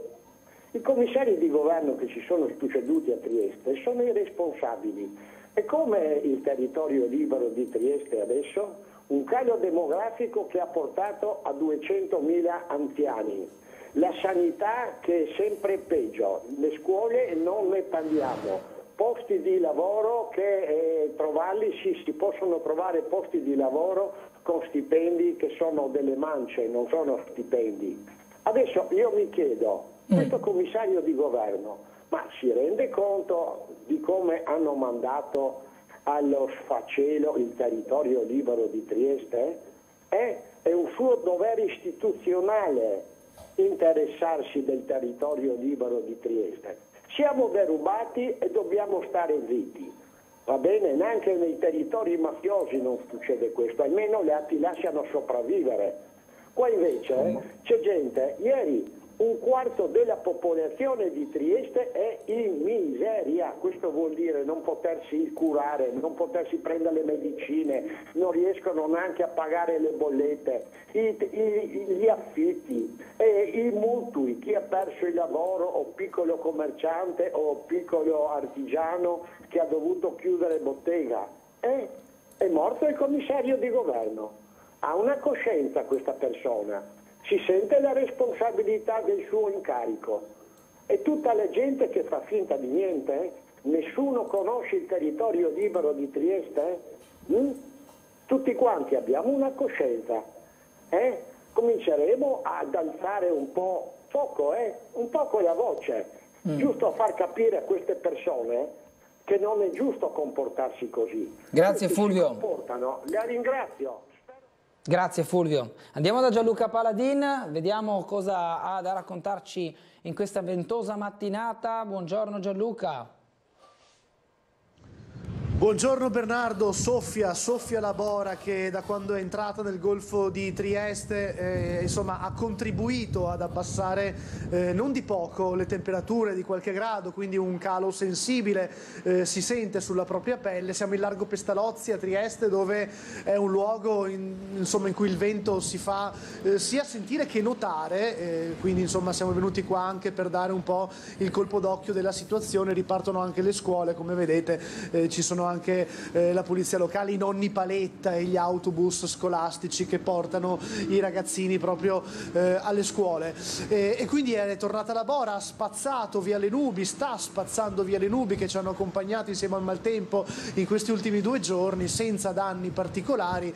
Le temperature si sono abbassate fino a 3-4 gradi le minime e massimo fino a 6 gradi le massime. In realtà si abbasseranno ancora le temperature nella giornata di domani, è previsto ancora un leggero abbassamento soprattutto sulle minime, si dovrebbero addirittura toccare in certe zone anche gli 0 gradi, con un occhio appunto particolare sul Carso, dove normalmente fa un po' più freddo, forse si può anche andare sotto lo 0. È una situazione comunque tranquilla, nel senso che dalla notte ci hanno informato i vigili del fuoco della stazione provinciale di Trieste, non ci sono stati interventi degni di menzione, se non le solite incursioni per raccogliere qualche ramo caduto, magari per evitare che caschi a terra un ramo pericolante, ma non parliamo di grossi arbusti, non parliamo di situazioni critiche, davvero non ci sono state segnalazioni in tal senso, quindi la nottata a Trieste è andata avanti tranquilla, è passata molto tranquilla, però il vento ovviamente si fa sentire, come la bora ci ha caratterizzato soprattutto in questi ultimi anni. Si tratta di rapide folate, quindi non c'è un vento costante. Qui in Largo Pestalozzi forse si sente un po' di più, però diciamo che abbiamo finalmente un assaggio forse del vero inverno, quello che per ora è mancato fino adesso, Bernardo. Ecco, questo è il momento in cui forse il vento sta tirando di più rispetto a prima, con le persone che ovviamente si coprono e che tornano a imbardarsi per bene con i cappotti lunghi e le sciarpe pesanti per evitare di prendere freddo. Questa è la situazione, Bernardo, da Largo Pestalozzi. Noi scenderemo verso la città e ci colleghiamo con te fra un po' di minuti. A voi. Grazie, potremmo metterla così, è stato ancora un po' caldo questo inverno, non tanto freddo. Sì, guardi, cioè era dicembre, avevo 14-15 gradi ogni tanto. Sinceramente non mi dispiace, devo dire la verità. Non le dispiaceva? No, assolutamente. Non è proprio un inverno, mi pareva più un autunno allungato. No, dal punto di vista economico, perché il riscaldamento naturalmente si risparmia. No, vabbè, chiaro. E poi a me piace il caldo, c'è poco da fare. Vabbè. Che butti estate, dico sempre. De gusto. So che mi metterò contro diversi amanti del freddo. Però no, giustamente. Ognuno ha, diciamo, la sua preferenza, no? Non credo che sia elemento di discussione, insomma. C'è chi piace il caldo, c'è chi piace il freddo. Abbiamo un'altra telefonata? Buongiorno. Pronto? Non c'è. Allora, andiamo a leggere delle mail. La prima dice: buongiorno, ho sentito del signore che ha chiamato per l'idraulico per il bagno intasato. La mia vicina di casa per lo stesso problema, con chiamata urgente e lavoro di mezz'ora, ha pagato anche lei 350 euro. Buona giornata, ci scrive Marina. Un'altra mail dice: forse basterebbe tenere le chiome degli alberi più bassi, relativo alla segnalazione che aveva fatto lei, Perini, poco fa, in Friuli, dove la bora non esiste praticamente quasi. Gli alberi vengono tenuti bassi, qui a Trieste, dove soffia la bora, si lasciano crescere, assurdo. Quindi anche una gestione delle chiome da rivedere. Secondo chi scrive, allora, sì, assolutamente no, ma da questo punto di vista io sono abbastanza sicuro, perché abbiamo un dirigente del comune che è proprio che è il dottor Panepinto, che è proprio un appassionato, proprio un cultore degli alberi, del verde, eccetera. Quindi insomma su questo non ho nessun dubbio sulla manutenzione degli alberi.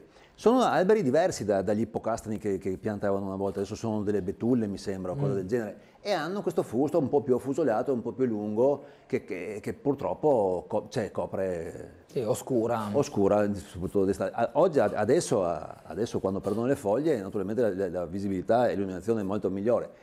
Ci hanno promesso che taglieranno un po' i rami, daranno una regolata adesso, soprattutto d'inverno, perché appunto è il momento in cui gli alberi sono a riposo, e vedremo come fare, però secondo me c'è bisogno di un intervento un po' più incisivo, un po' più radicale, ecco, dal punto di vista dell'illuminazione, di Raffaello Sanzio. Altra mail, buongiorno, si vogliono fare delle grandi strutture e si trascurano i servizi dei cittadini. Quando ero ragazzo il comune lavava le strade, c'erano i famosi Vespasiani e in gabinetti a ogni angolo della città. Le fontane funzionavano, poi non parliamo del tram di Opicina. L'ascensore della casa per anziani Bartoli è rotto da 25 anni, i vari settori poi le manutenzioni ordinarie. Allora mi chiedo perché si sono eliminati i posti di lavoro ai tanti comunali per avere questo sistema che non funziona, scrive Nevio. In pratica è un po' anche l'esternalizzazione di alcuni servizi, quando il comune prima aveva i suoi giardinieri, i suoi manutentori, oggi ne ha di meno e molto è demandato a appalti esterni. Assolutamente, questo è dovuto appunto alla necessità di ottimizzare le risorse. Certo. Chiaramente, e da un altro punto di vista il mondo, diciamo, è completamente cambiato, ecco, nel senso, una volta certi lavori erano tipo una specie di, secondo me, di ammortizzatore sociale, nel senso lavoravano tutti in certi modi anche un po' discutibili rispetto adesso da cui si richiede l'efficienza e appunto l'ottimizzazione delle risorse, e era un altro tipo di mondo. Forse era meglio? Forse era peggio per certi aspetti, questo ci troviamo e cerchiamo di fare il meglio. Naturalmente le manutenzioni io non trovo che siano così disastrose come vengono percepite dai cittadini molte volte. Ci sono assolutamente delle criticità eccetera, però so che ci sono anche tante persone che lavorano veramente duro per poter mantenere la città in queste condizioni, che in certi casi sono pessime, in certi casi sono ottimali rispetto ad altre realtà. E so che l'impegno però di tutta la macchina comunale è sempre molto, molto, molto forte. Una mail dice: buongiorno a tutti, una semplice domanda, si potrebbe aprire un supermercato a San Luigi, che evidentemente da chi scrive che sarà del posto soffre l'assenza di determinati servizi. Abbiamo sempre detto, attività commerciali le apre il privato, non le apre il comune, questo è, diciamo, il primo caposaldo. Però poi il pubblico può agevolare questo processo. Questo è un problema molto sentito nella zona di San Luigi, che è diventato una sorta di rione dormitorio, perché appunto ci sono pochissime attività commerciali, tutti appunto, tornando al discorso di prima, quel mondo che c'era prima purtroppo non c'è più, perché avere un'attività commerciale piccola in un rione, diciamo, limitato come San Luigi è veramente complicato, perché deve essere sostenibile questa attività commerciale, e quindi se anche un imprenditore ha il coraggio di aprire in una zona del genere, però poi i clienti non ci sono, c'è poco da aprire. Purtroppo il mercato è quello che fa, che crea le condizioni per poter aprire. E anche il fatto che il pubblico agevoli, diciamo, certe zone, certi insediamenti, è un po' anche là, bisogna stare attenti, perché si può configurare una specie di concorrenza sleale rispetto ad altre zone delle città, quindi tutti devono avere le stesse condizioni per poter aprire un'attività commerciale. È un problema anche questo di difficilissima risoluzione. Io intendevo, Perini, giusto per chiarire, agevola in senso che magari un abbellimento, un cambio di illuminazione, una zona pedonale può favorire più persone magari a frequentare un luogo, non intendevo dire che dà dei contributi, ecco, non volevo sembrare come dire lì sì e lì no. Dico, il comune nelle sue facoltà può intervenire sull'urbanistica, sull'illuminazione, di concerto con la ditta preposta e con il gestore dell'illuminazione intendo, può potenziare la fibra internet, insomma può creare delle condizioni che possono portare un imprenditore a dire lì potrei insediarmi, però come dice giustamente lei, se il mercato di San Luigi è quello di chi ci abita e difficilmente un'altra persona andrà a San Luigi a fare la spesa perché apre un nuovo supermercato, vuol dire che quell'imprenditore o quella imprenditrice dovrà fare i conti con quel tipo di segmento, e se quello non è sufficiente a mantenerlo, allora non vale neanche la pena aprirlo. Questo è alla base del fatto che non c'è nessuno che apre nuove attività. Anch'io volevo chiarire, ho saltato un passaggio. Diverse persone sono venute in circoscrizione a lamentare questo problema e tanti hanno proposto appunto affitti agevolati in questo senso. Quello che dice lei sono assolutamente d'accordo, creare le condizioni diciamo strutturali per poter di contorno, diciamo. Assolutamente, questo sarebbe un'ottima idea anche. Abbiamo un'altra telefonata, buongiorno. Pronto, buongiorno, posso parlare? Come no, certo, prego. Allora, volevo chiedere al suo ospite se è possibile, io ho già telefonato tre volte, c'era quello del PD, Salviati mi pare si chiama. Salvati, sì. Pronto? Sì, prego. Sì, posso parlare? Abbiamo già sentito la prima parte, signora. Ah, bene, perché non sentivo. Niente, io ho parlato col signor Salviati sempre per questo problema. Io abito dal 76 in via Damiano Chiesa Alta. Sì. E avevo chiesto se era possibile o un piccolo pulmino come quello del cimitero per quella salita, perché siamo tutti anziani ed è molto diciamo, ci sono molte persone che abitano perché hanno costruito tanto da quella volta, e c'è una stradina sulla sinistra andando su per via Damiano Chiesa prima del ponte che è del comune.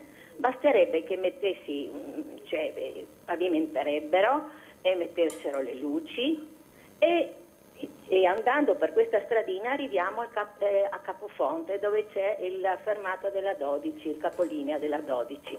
E così noi che siamo anziani potremo usufruire di questo piccolo mezzo, perché questa salita è da morire fare a piedi andando su. Ok. E se può interessarsi, perché è una cosa importantissima, noi siamo tutti vecchietti diventati. D'accordo, Perini. Sì, grazie a lei, signora. Grazie, signora. Questo è un problema che appunto è da diverso tempo che viene fuori. Anche qua è una cosa un po' complicata da fare, perché ho approfondito il discorso, insomma, è una cosa importante, è una cosa utile che diciamo, mi riprometto di portare avanti come Presidente della circoscrizione insieme a tutti gli altri consiglieri e vediamo di poter fare qualcosa. Perché però ecco, è complicato, no? Mi fa già capire. Non è una cosa semplicissima, perché insomma... creare una navetta ad hoc. Ma non tanto la navetta quanto il sentiero, perché è un sentiero in mezzo al bosco. Se la signora parla di da via Damiano Chiesa a via Capofonte attraverso diciamo, il bosco. In questo momento è un sentiero diciamo, creato dall'abitudine delle persone e naturalmente sarebbe meglio metterlo in sicurezza, ripavimentarlo e soprattutto illuminarlo per la sera. È una cosa che si può proporre, cercherò di portarla avanti questa qua sicuramente, perché è una tra le mie priorità. Insieme, se mi permette, a proposito di navette, questo è un mio sogno. So che anche qua è una cosa molto difficile da fare, ma la navetta che parte da sotto Longera e arriva a Cattinara. Ah sì, ve lo ricordo. È una cosa difficile perché le vie di Longera sono molto strette, si dovrebbe mettere una specie di furgone, non un autobus. Sì, certo, sì. È una cosa del genere, però secondo me è proprio... Adesso da Longera per arrivare a Cattinara bisogna prendere 2 o 3 autobus per fare tutto il giro in questo senso, mentre in 5 minuti si arriverebbe direttamente a Cattinara e anche là la popolazione è molto anziana, la popolazione ha difficoltà insomma, a muoversi e sarebbe una cosa... Anche qua vedremo nel futuro, cercherò insieme a tutti quanti i consiglieri, ma anche i consiglieri comunali soprattutto, dovrebbero darsi una mano. Vediamo cosa viene fuori, comunque è una tra le cose che mi ripropongo di portare avanti. Allora andiamo in pubblicità, torniamo tra poco, restate con noi.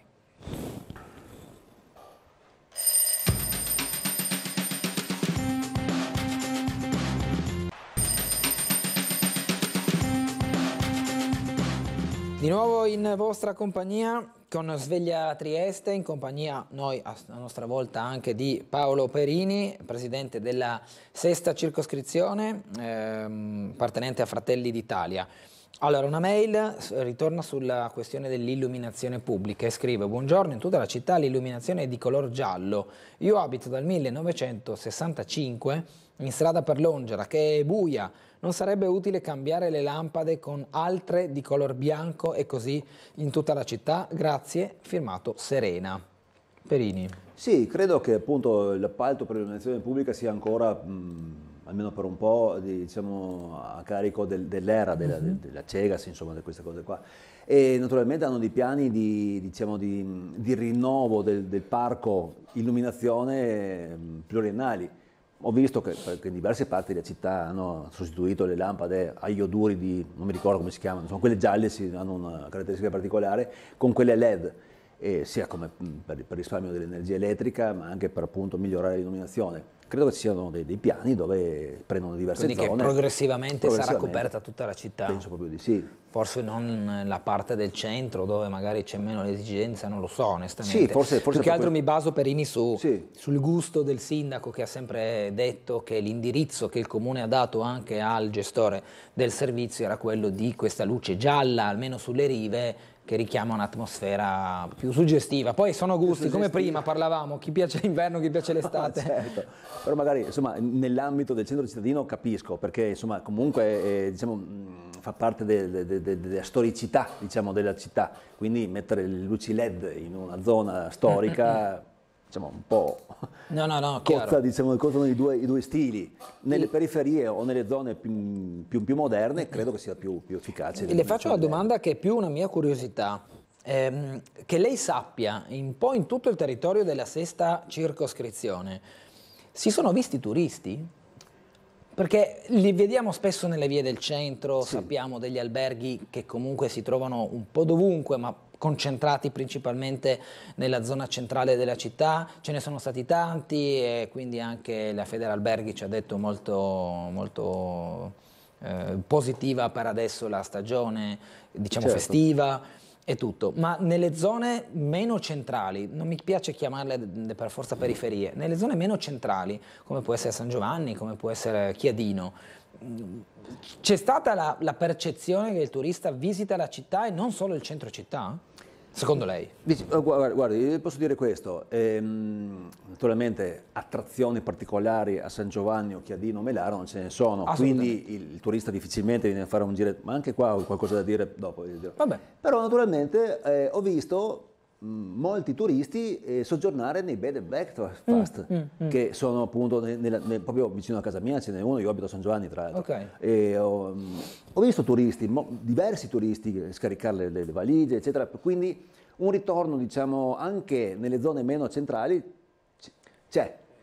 E dal punto di vista turistico, soprattutto a San Giovanni, un'altra cosa che secondo me si dovrebbe fare in un futuro, una bella riqualificazione del boschetto del boschetto. Di quello che conosciamo tutti come boschetto, senza infatti, che ci complichiamo la vita. Perché è veramente un polmone verde immerso, cioè che si interseca nelle città, stupendo. Certo. E si potrebbe fare un turismo diciamo verde, un turismo green, con dei percorsi botanici, con dei percorsi per le mountain bike.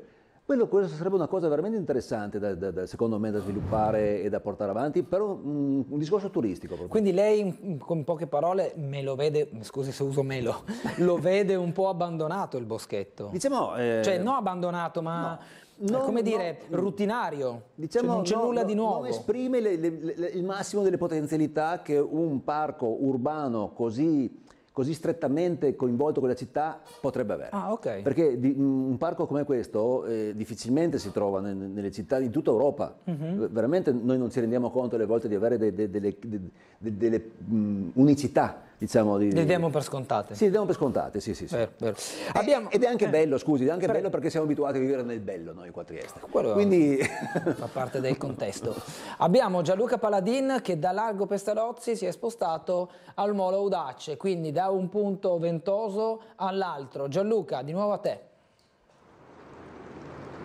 Sì, esattamente, un posto classico di Trieste, Molo Audace, per fare il punto della situazione in questa giornata di totale cambio di temperatura, anche perché è entrata un'area depressionaria associata alle masse fredde che rimangono, entra da Bora facendo affluire correnti ancora più fredde nord-orientali, quindi insomma la classica bora che entra in golfo e abbassa le temperature. Adesso fa abbastanza freddo rispetto a ieri, si sente parecchio, e questo vento dovrebbe continuare almeno per i prossimi 2 giorni con bora forte e sostenuta sulla costa e sul Carso, quindi oggi è la prima giornata, avremo almeno altri 2 giorni successivi in questo senso. Dimmi Bernardo. Se puoi, so che ti chiedo un po', diciamo, di sforzo, perché il vento lo sentiamo dall'ingresso nel microfono essere importante, sì. Ma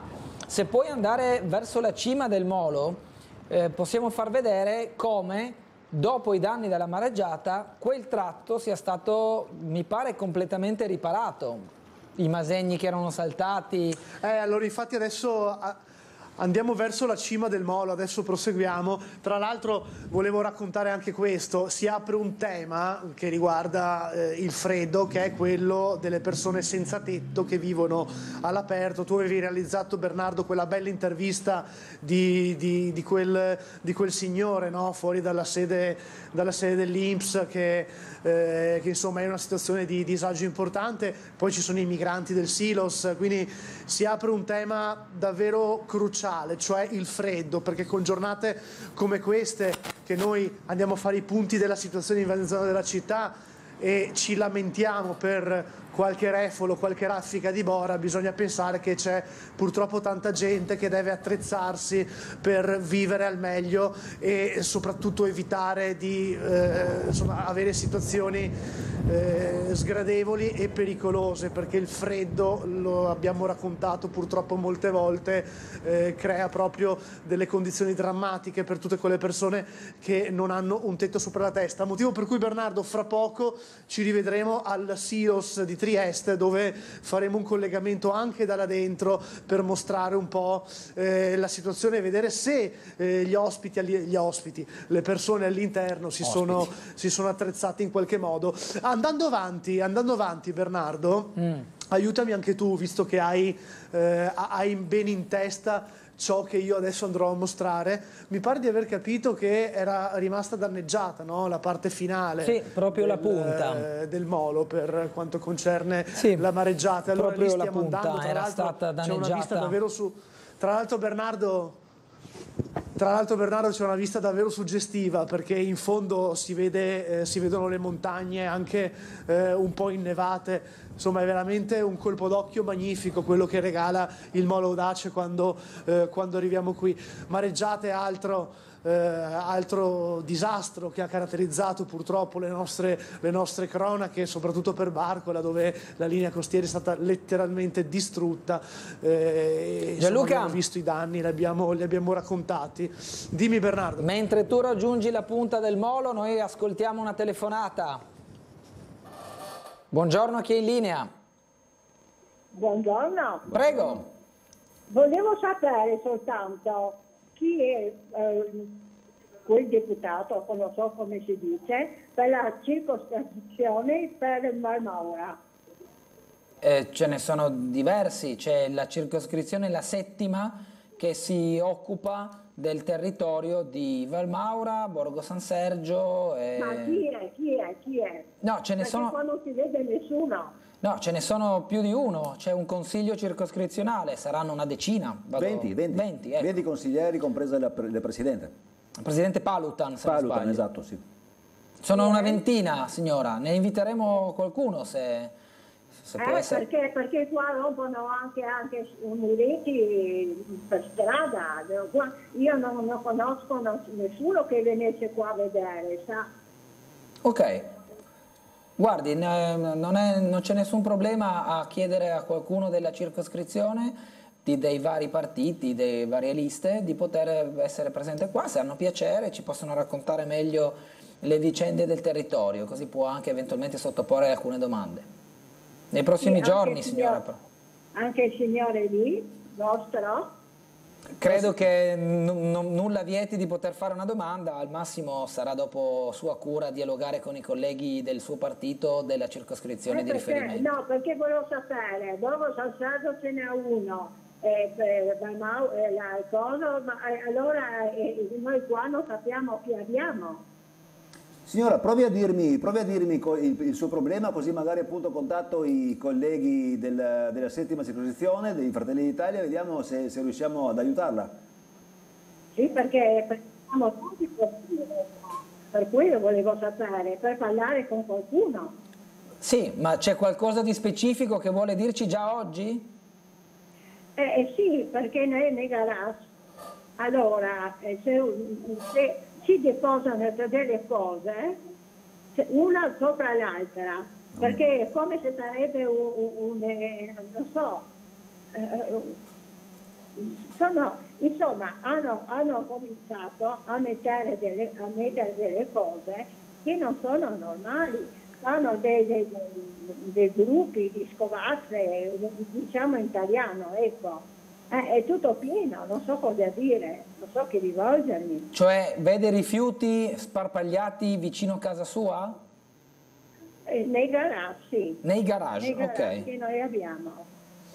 Ok. E vengono sempre più messi perché nessuno non si fa avanti. Ok, quindi c'è un accumulo di rifiuti nella zona dei garage a Valmaura. A Valmaura, sì. Ok. Che penso sia condominio Ater. Giusto? Perché per cui volevo sapere chi è per dirgli queste cose, no? Signora, è condominio Ater? Sì, sì. Ok, va bene, così si coinvolgono più enti. Va bene, avremo poi nei prossimi giorni qualcuno della 7ª, magari anche qualcuno dell'Ater, e vedremo di darle risposta, signora. Ora più di così credo che non possiamo approfondire, anche solo per non avere coscienza della materia, Perini. Assolutamente no, sicuramente segnalerò questa problematica ai consiglieri della 7ª, poi vedranno loro appunto di approfondire meglio il discorso. Abbiamo Gianluca sempre del Molo Audace che ci stava facendo vedere poco fa le riparazioni che se non sbaglio l'autorità portuale ha immediatamente operato proprio nella punta del Molo Audace per ripristinare tutte le zone dei Masegni che si erano staccati, che erano rotti ed erano proprio saltati dal suolo, creando uno smottamento della parte finale del molo. Gianluca. Sì, sì, esatto, le pietre sono state riposizionate, è stato tutto riassemblato, come puoi vedere c'è anche, oddio, non so se si nota dalla telecamera l'effetto in televisione, comunque c'è una grossa differenza anche, si vede proprio di colore, no? Sì, si vede, della sì. parte finale del molo, la punta rispetto alla parte che abbiamo percorso in precedenza, quindi proprio si evince come sia stato fatto il lavoro in tempi rapidi e quindi le pietre, i Masegni sono stati riposizionati, le incalanature, le vie di fuga per così dire sono state riempite, quindi insomma è tutto stato riassemblato, non c'è più pericolo di crollo in questo senso. Le mareggiate, la forza del mare sappiamo che sono in grado anche di spaccare Masegni come questi. Una situazione, Bernardo, grazie che mi hai portato qui, così abbiamo anche fatto vedere il punto su questo che era un danno veramente, veramente importante. Per non parlare ovviamente di quello che è successo a Barcola, protagonista in negativo della stagione delle mareggiate. Allora mi sposterò, Bernardo, farò un punto della situazione sul freddo dal Silos di Trieste, il tempo di salire in macchina e di arrivarci e dopo ci ricolleghiamo. Gianluca, a voi. se ti chiedo gentilmente, se puoi chiedere, mi pare sia con te Guido, se puoi inquadrare quella che è la, diciamo, bitta della Rosa dei Venti. Sì. Se potete rimanere un attimo fermi nell'inquadratura là. Fermi nell'inquadratura sulla Rosa dei Venti. Ok, adesso ci c'è un arriviamo. motivo, Cosa hai in magari mente, presa un po' Bernardo? più da lontano, leggermente da lontano. Un po' più da lontano. Abbi pazienza, Guido, che c'è Bernardo che ci vuole fare una cosa. Ecco, allora, così va bene, Bernardo. Così è come si presenta adesso. Ora chiedo alla regia in studio di venire dal PC e far vedere com'era prima. Eccola qua. Così i telespettatori hanno il prima e il dopo, fondamentalmente. Ok? Liberi, Gianluca, grazie. Beh, scusate questa carambata, ma era per far vedere come si presentava prima. Magari qualcuno si era perso il momento in cui avevamo documentato i danni del Molo Audace da mareggiata. Si era visto, e lo possiamo vedere ancora, che il maltempo aveva toccato in maniera importante proprio la zona del Molo Audace. Oggi ripristinato, ripiastrellato, diciamo a raso, per quanto un Masegno possa aiutarci a dire a raso. Sentiamo una telefonata, buongiorno. Dottor Bulotta, lei è il suo ospite. Buongiorno. Volevo fare una domanda di carattere nazionale, non regionale. Come mai è passata la legge che si può, io premesso ho votato per Fratelli d'Italia, come mai è passata la legge che si può adoperare la farina degli insetti per pane, pizze, biscotti, tutte le cose diciamo che si fanno con la farina, che avevano promesso che non passava? Lo hanno fatto perché siamo succubi dell'Europa oppure perché non siete di parola? Io ve lo dico subito, l'ho già detto tante volte, da un 30% si arrivi in un attimo al 3%, perché non state mantenendo, non stiamo a parlare degli immigrati, perché è un argomento che non voglio toccare, parliamo soltanto della farina degli insetti, se il suo ospite mi può rispondere. Grazie e buona giornata a tutti e due. Grazie a lei. Domanda diversa dal solito, ma prego. Diciamo, io ho le stesse perplessità della signora, e nel senso che non mangerò mai un cibo fatto con gli insetti, purtroppo è più forte di me, non sono così innovativo. E so però, non so esattamente diciamo, la normativa che riguarda questo tema, però so che già c'era la possibilità di utilizzare farine di insetti per poter appunto fare gli alimenti. Mi ricordo di una pizzeria che faceva la pubblicità che loro facevano la pizza con la farina di insetti ed erano orgogliosi di questo. Naturalmente non mi avranno mai nei suoi clienti. E credo sia stata semplicemente ripeto, non conosco esattamente la normativa e il motivo perché è stata ratificata questa cosa. So però per certo che per esempio invece la carne sintetica dall'Italia è bandita, e questo appunto è merito di un intervento di Fratelli d'Italia che si è opposta fortemente alla produzione e alla distribuzione della carne sintetica, altra cosa contro cui io sono proprio assolutamente contrario. Di 3 giorni fa un articolo da brocardi.it: il governo approva farine di insetti anche in Italia, ma ci sono già da anni nel cibo, ecco l'elenco di cibi da evitare.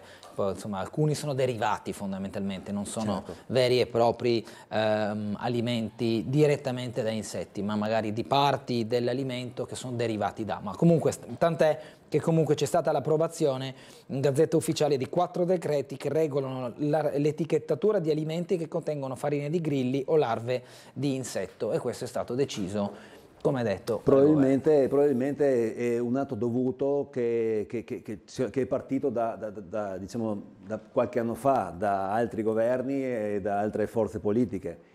E, sul fatto di non mantenere la parola, io invito la signora ad avere un po' di pazienza, perché naturalmente gli argomenti sono veramente importanti e complicati da risolvere.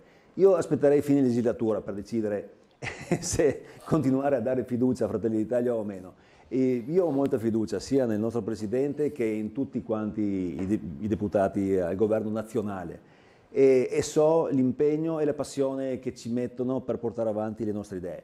Quindi invito chi si sente deluso alle volte, me compreso, devo dire la verità, perché tutti vorremmo che tutto fosse fatto subito e velocemente, però ci sono dei tempi da rispettare. Io aspetterei fine legislatura prima di dichiarare la propria delusione. Sentiamo un'altra telefonata, buongiorno. Pronto? Pronto? Prego. Volevo un'informazione, volevo parlare qui in diretta all'ospite. Sì, prego, la stiamo ascoltando, siamo in diretta, ci dica. Buongiorno, volevo chiedere al suo ospite Paolo Perini se può parlare a Babuber quando ha voglia di fare le strade e i marciapiedi qua a San Giacomo, che sono veramente un disastro. Ci sono le buche, ci sono anche purtroppo, ci sono gli anziani, purtroppo no, ma ci sono gli anziani e ci sono buche tremende, onde evitare che prima o dopo qualcuno si faccia male, a parte noi giovani, ma la gente, mi dispiace per gli anziani, si farebbe dal male, si spaccherebbe la gamba. Comunque ci sono buche mai viste, l'ho già chiamato io a Babuda anni fa, sì faremo qualcosa, ma finalmente è passato 10 anni ma non ho mai visto da fare i manti stradali e compreso i marciapiedi che fanno una pietà. Grazie. Grazie a lei. Grazie. Grazie a Babuder, credo che avrà già il polso di quelle che sono le situazioni delle strade del Rione di San Giacomo, ma nulla vieta di poterglielo ribadire nuovamente a seguito anche di questa segnalazione. Nel frattempo Perini ci ha mandato una mail la Presidente della 7ª circoscrizione Laura Palutan, che scrive: buongiorno, in relazione alla richiesta di pulizia pervenuta dalla signora pochi minuti fa al telefono, volevo informarvi che sono mesi che la circoscrizione 7ª, con l'ATER e il sostegno del Presidente Novacco, si sta occupando della situazione con diverse pulizie straordinarie in tutta la zona dei condomini di Valmaura. Vi ringrazio, Laura Palutan, Presidente della 7ª circoscrizione. Io la ringrazio per la tempestività di risposta e la invito anche magari a prendere contatto con noi, così se ha piacere di venire in trasmissione laddove è richiesta la presenza di qualche esponente della 7ª circoscrizione, chi meglio del Presidente a questo punto, avremo piacere ad averla ospite, quindi dopo magari ci sentiremo in separata sede, però insomma è giusto dare una risposta anche non avevo caso. dubbi che la Presidente Palutan con la sua efficienza fosse assolutamente sul pezzo. Solo una cosa, per la telefonata di prima, volevo dire al signore che io sono presidente della 6ª circoscrizione, mentre San Giacomo fa parte del territorio della 5ª. Naturalmente sarà sicuramente attenzionato l'assessore Babuder e sicuramente ci saranno dei piani di ripristino dei marciapiedi già predisposti. Come al solito bisogna avere un po' di pazienza. Leggo altre mail. Carne coltivata, stessa cosa. Appena verrà normata in Europa, anche l'Italia dovrà adeguarsi. Unico risultato, bloccare la ricerca e lasciare le importazioni libere. Blocco navale subito, dice lo stesso telespettatore. No, ops, blocco navale entro la fine della legislatura. Un po' a prendere anche il riferimento delle idee del vostro partito. Prego. Sì.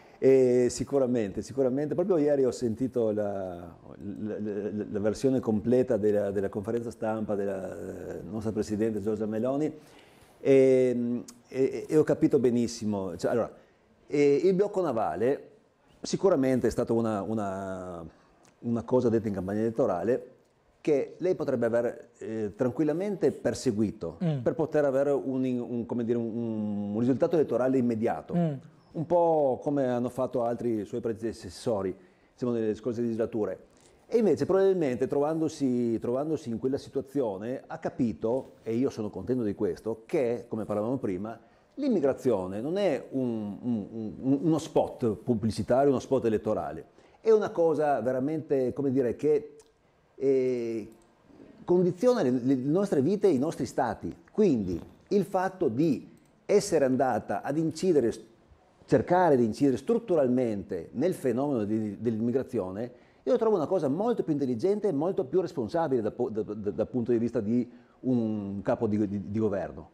Il fatto di predisporre il piano Mattei per lo sviluppo in Africa, aver cambiato la mentalità con cui l'Europa ci considera adesso, perché le proposte che facciamo noi con il nostro governo all'Europa vengono ascoltate. Si sono resi conto che l'immigrazione non è una cosa che riguarda un solo paese e si scaricano i barili uno con l'altro, ma deve essere una cosa condivisa in tutta Europa. E questa è una cosa che è importantissima dal punto di vista della considerazione dell'Italia e della considerazione del problema. Non è un problema nostro solo, è un problema di tutti.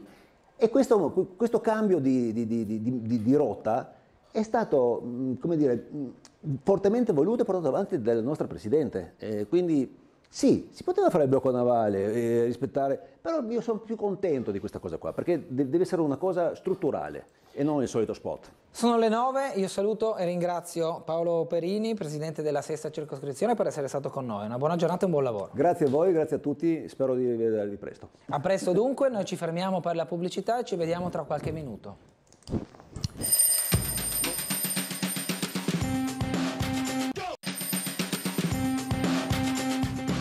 Ben ritrovati a tutti con Sveglia Trieste, siamo in compagnia del sindaco di Sgonico Monica Crovatin. Buongiorno e ben trovata. Buongiorno a voi e grazie dell'invito. Grazie a lei per essere qui anche per permetterci di fare un piccolo bilancio, diciamo del 2023, ma anche di mandato, se ritiene, visto che fra non troppi mesi arriverà la scadenza proprio del mandato da primo cittadino a Sgonico, diversi anni insomma che... Ormai è il 9º anno esatto. Da sindaco, per cui sì, ho un po' di cosine diciamo da poter raccontare.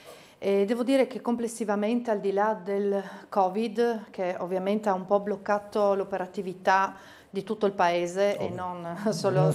Diciamo, dei comuni o delle persone, complessivamente direi che è andata abbastanza bene. Siamo riusciti a spendere come comune piccolo, ricordo siamo sotto i 2000 abitanti, più di 2 milioni di euro di opere pubbliche, che per noi è tanto. Parliamo di opere da 50, la più piccola alla più grande, che è stata diciamo la sistemazione della scuola materna a Gabrovizza di 336.000 euro e in più circa 600.000 euro di manutenzioni sia ordinarie che straordinarie del patrimonio comunale, che non è poco perché abbiamo tantissimi edifici, appunto le 2 scuole, e ci siamo orientati molto sull'efficientamento energetico, ecco perché questo diciamo è stato un filo conduttore un po' di questo mandato. E in più abbiamo ricevuto dei fondi statali anche di PNRR, per cui siamo andati a cambiare un po' di luci LED, abbiamo messo il cappotto alla scuola materna, abbiamo fatto un po' di interventi per andare a ridurre ulteriormente il costo dell'energia elettrica. Se lei dovesse, come dire, portarsi dietro dopo questi anni di mandato quelli che sono degli obiettivi raggiunti a cui tiene di più, cosa le viene in mente? Al netto diciamo dell'ordinario, intendo dire, no? Dei 2 mandati penso proprio alla scuola materna e alla scuola elementare, perché nel primo mandato abbiamo investito circa 600.000 euro nella scuola elementare, abbiamo messo il fotovoltaico, abbiamo sistemato tutte le aule, ogni aula ha un altro colore, abbiamo sistemato la pavimentazione, poi abbiamo messo i giochi fuori dalla scuola per i bambini, aperti sia ai bambini della scuola ma anche a chi vuole venire nei pomeriggi, e la scuola materna diciamo che è un pensiero ai bambini e di ciò che sarà il loro futuro, è un motivo di orgoglio per quanto siamo riusciti a portare a casa in questi anni. E invece, andando a guardare al domani, anche quello che sarà poi il futuro assetto diciamo di amministrazione del comune, quali sono le urgenze o le questioni chiave che dovranno essere affrontate? Diciamo che una delle cose principali sarà l'allargamento del cimitero a Sgonico, perché ovviamente pensiamo ai bambini, ma diciamo che purtroppo l'anzianità è un tema del futuro, perché ci stiamo avvicinando tutti alla soglia di 50, 60, 70 anni, per cui diciamo abbiamo questa necessità di allargare il cimitero, però per non rubare troppi terreni nel circondario e andare a allargare troppo e appunto prendere dei terreni che sono agricoli, andremo a fare un cimitero in verticale facendo dei loculi, e sistemeremo poi con un regolamento un po' il flusso e di come verrà poi gestita la situazione nella parte del cimitero vecchio. Questo è diciamo una priorità, perché i posti pian pianino si stanno esaurendo, abbiamo già una progettazione preliminare, adesso stiamo lavorando sulla definitiva esecutiva, poi appunto ci saranno le opere pubbliche. Però una cosa con la quale combattiamo un po' tutti i comuni è il problema dei tecnici comunali, no? Perché chi si è fatto un bel po' di anni di esperienza in un comune piccolo poi tende ad andare ovviamente nei comuni grandi o in regione, e proprio adesso alla fine del mandato ci ritroviamo con la carenza di personale, per cui dovremo il prossimo mese fare un concorso e inserire 2 nuove figure di tecnici specializzati, perché senza quelli ovviamente l'ufficio tecnico resta bloccato. Lei mi fa riferimento a geometri, ingegneri, Sì, questa fattispecie? Sì, di questa fattispecie, ma c'è una carenza in generale, nel senso sempre più persone tendono a non presentarsi ai concorsi pubblici perché probabilmente gli stipendi nel pubblico sono inferiori, soprattutto nei comuni piccoli, diciamo, rispetto a quella che è la tendenza adesso fuori dal pubblico, col 110 e con tutta una serie di lavori nel privato. Molti giovani si orientano in questo momento ad andare nel privato perché appunto raccolgono più soddisfazione economica. Sì, più soddisfazione economica. Lei ha, visto che mi parlava prima delle scuole e del cimitero, lei ha più o meno una statistica dell'andamento demografico del comune di Sgonico? Sì, noi nell'arco di una ventina di anni abbiamo perso circa 200 abitanti, siamo scesi sotto i 2000.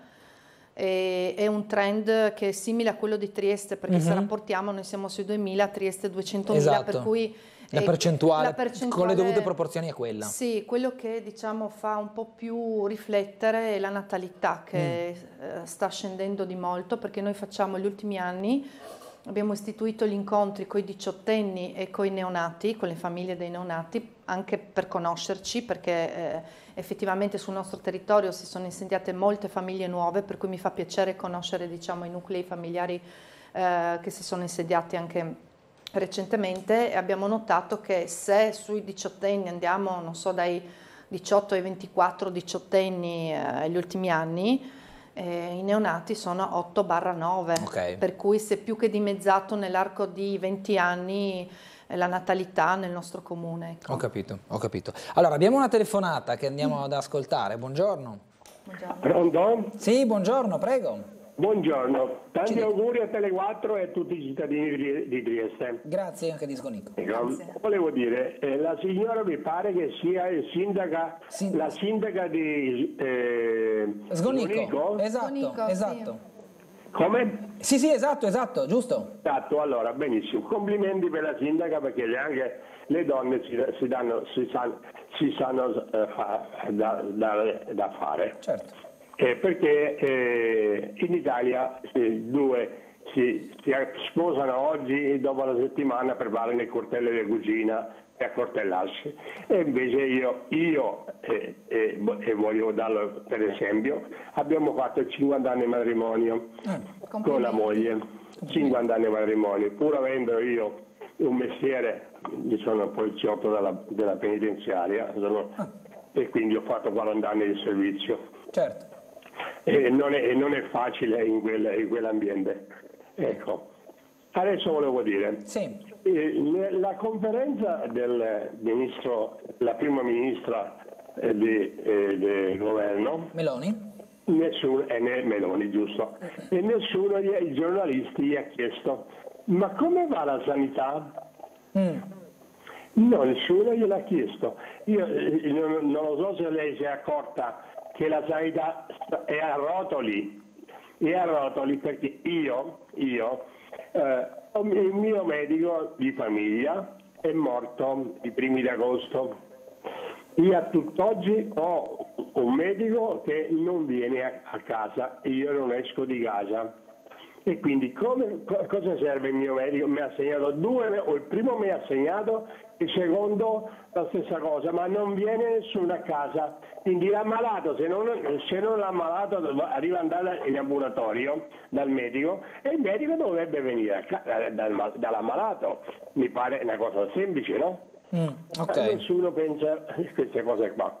Al telegiornale del Rai 3 in settembre io sono andato con un accompagnatore alle terme di Arta. Sì.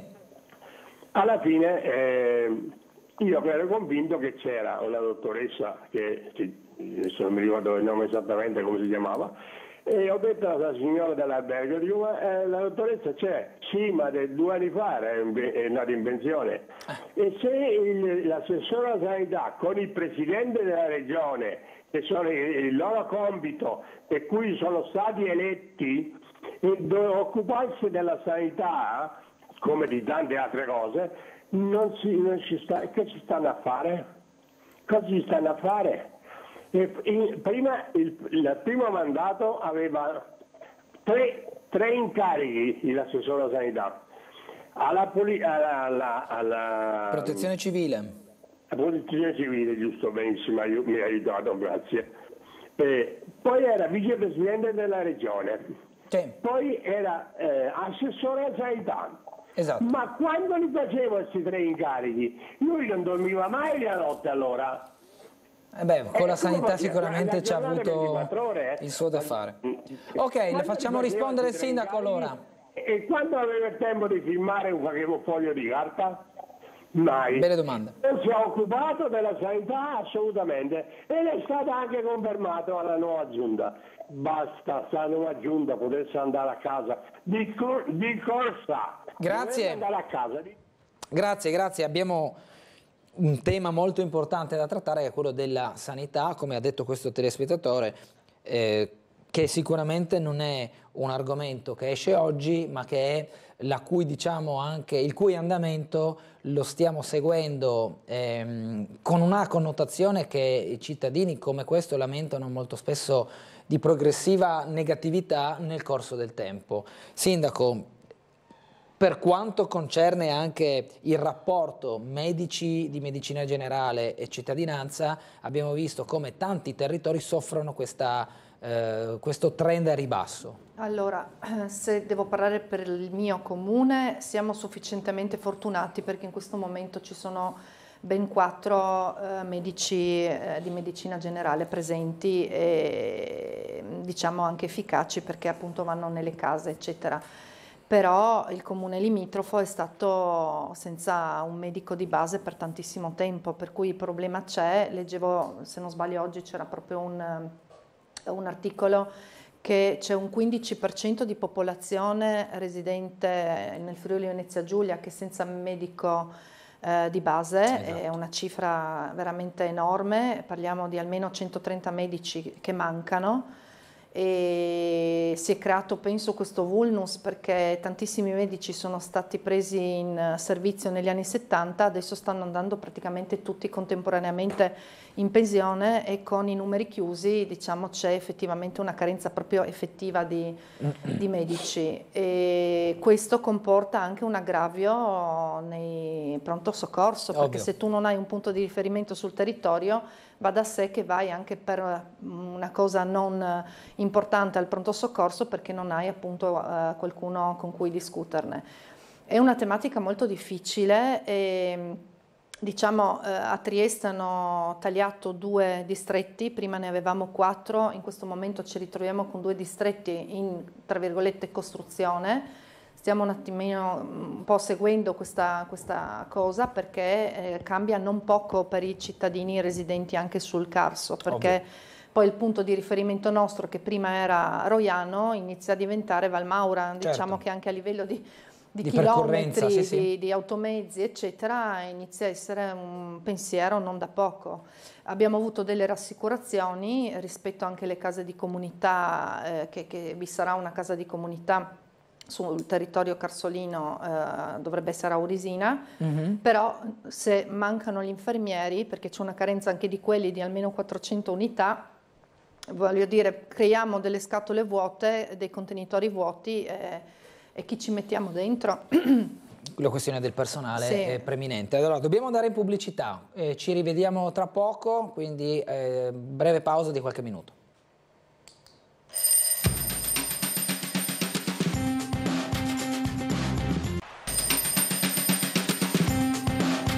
Io lavoro in privato magari. Torniamo in diretta con il sindaco di Sgonico, Monica Crovatin.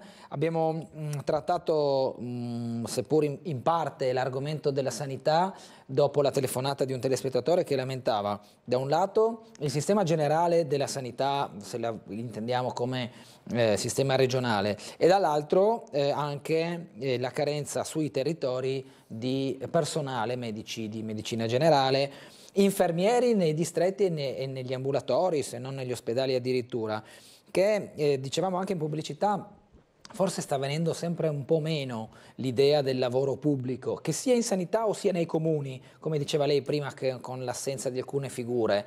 Sì, giustamente me... lei diceva i giovani puntano all'estero probabilmente. Sì, tanti giovani vanno all'estero, però leggevo recentemente, non mi ricordo su quale quotidiano, di una schiera di medici infermieri che vanno anche a lavorare nei paesi arabi, decidono proprio di emigrare con le competenze e l'università italiana, che danno delle competenze che sicuramente sono maggiori, insomma è risaputo rispetto a tanti altri paesi, ed è una perdita veramente importante che sta succedendo in ambito nazionale. E le politiche dovrebbero stare effettivamente molto attente a come sviluppano nei prossimi anni il tema della sanità, altrimenti ci sarà un impoverimento ulteriore, perché lo stiamo già notando, lo stiamo già vedendo, ecco. Le leggo una mail che mi permette poi di allacciare un altro argomento.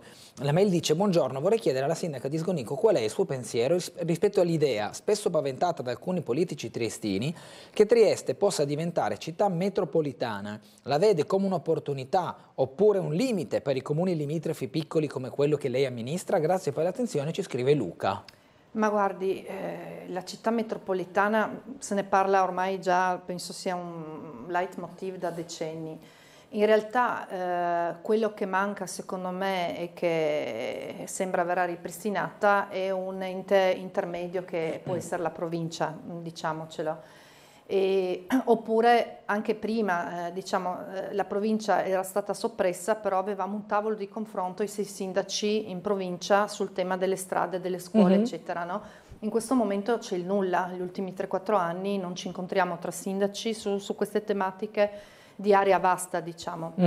Per cui diciamo che decade il pensiero sulla città metropolitana nel momento in cui ritorna alla provincia, e poi anche l'autonomia di pensare al proprio territorio, di decidere sul piano regolatore di come si svilupperà il comune dove tu ci hai vissuto tutta la vita, resta prioritario secondo me. Ecco, non vedrei una cosa positiva, tra virgolette, un'ingerenza di sviluppo eccessivo nel nostro territorio o nei territori limitrofi, perché stiamo sempre molto attenti a un equilibrio di sviluppo sostenibile con non troppe edificazioni.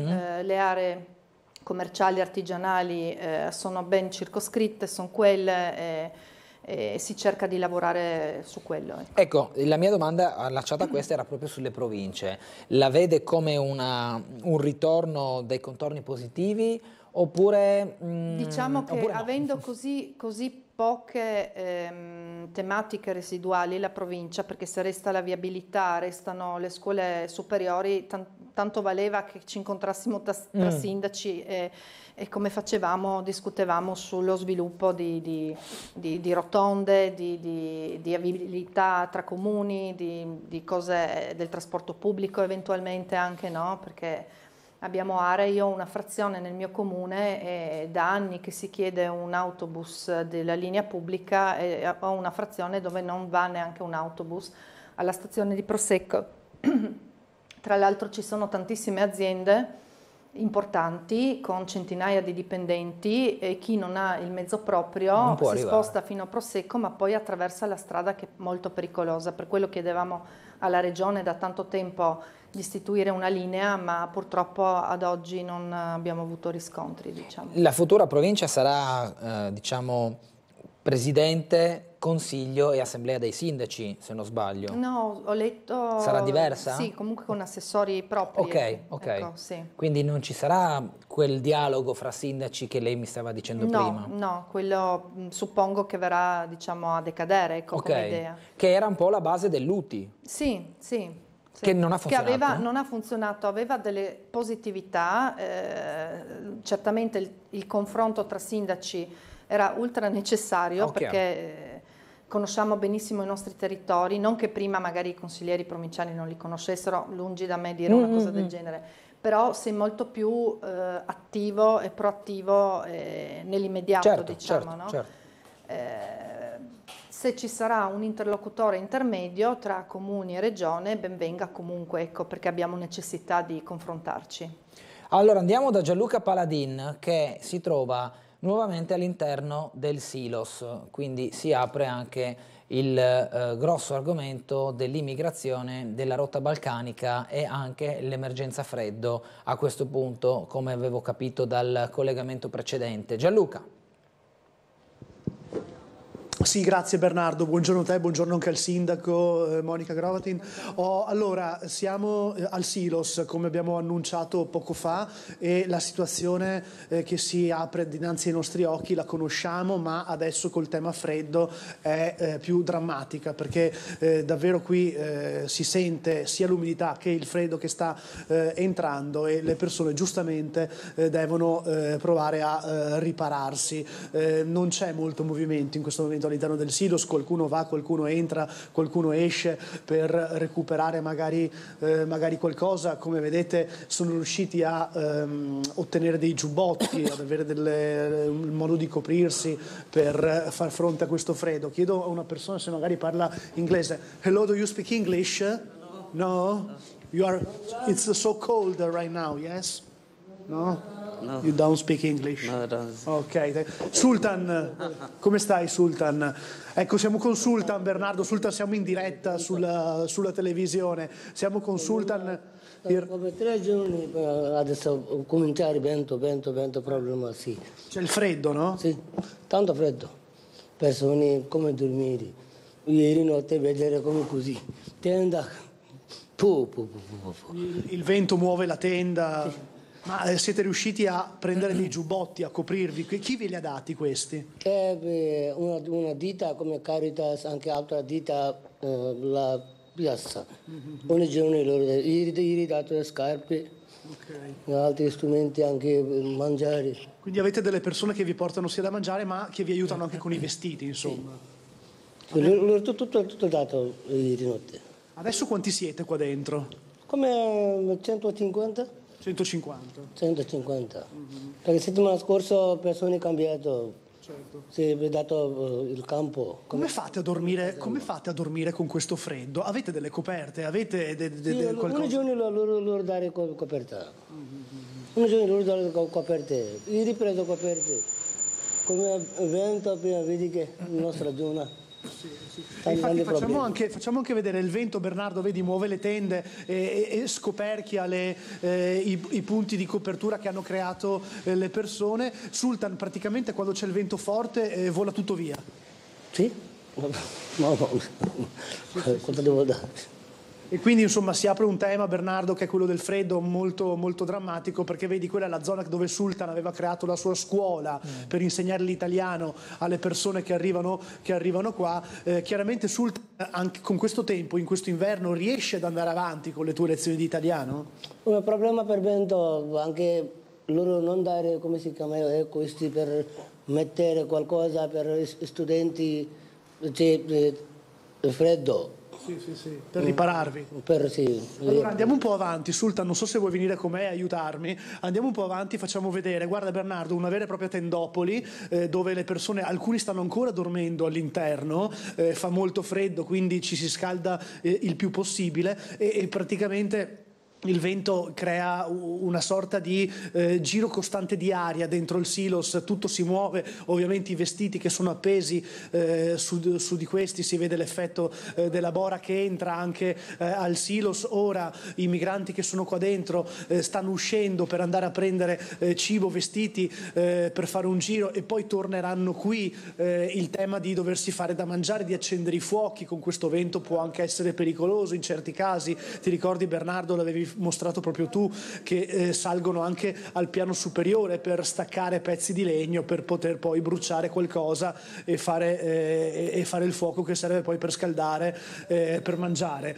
Quindi una situazione drammatica, se vogliamo, perché con questo freddo chiaramente diventa ancora più necessario doverli accendere per loro questi fuochi, con anche il pericolo che possono innescarsi degli incendi, anche se qui è ancora molto umido, devo dire. Comunque hanno hanno i giubbotti addosso, almeno le persone che abbiamo visto finora, grazie a delle associazioni, si coprono, però qui è tutto in mezzo alla spazzatura. Bernardo, vedi, qua siamo proprio in una zona dove, tra l'altro, mi pare qui facevano anche da mangiare, qui è davvero un vero e proprio campo profughi che nulla ha da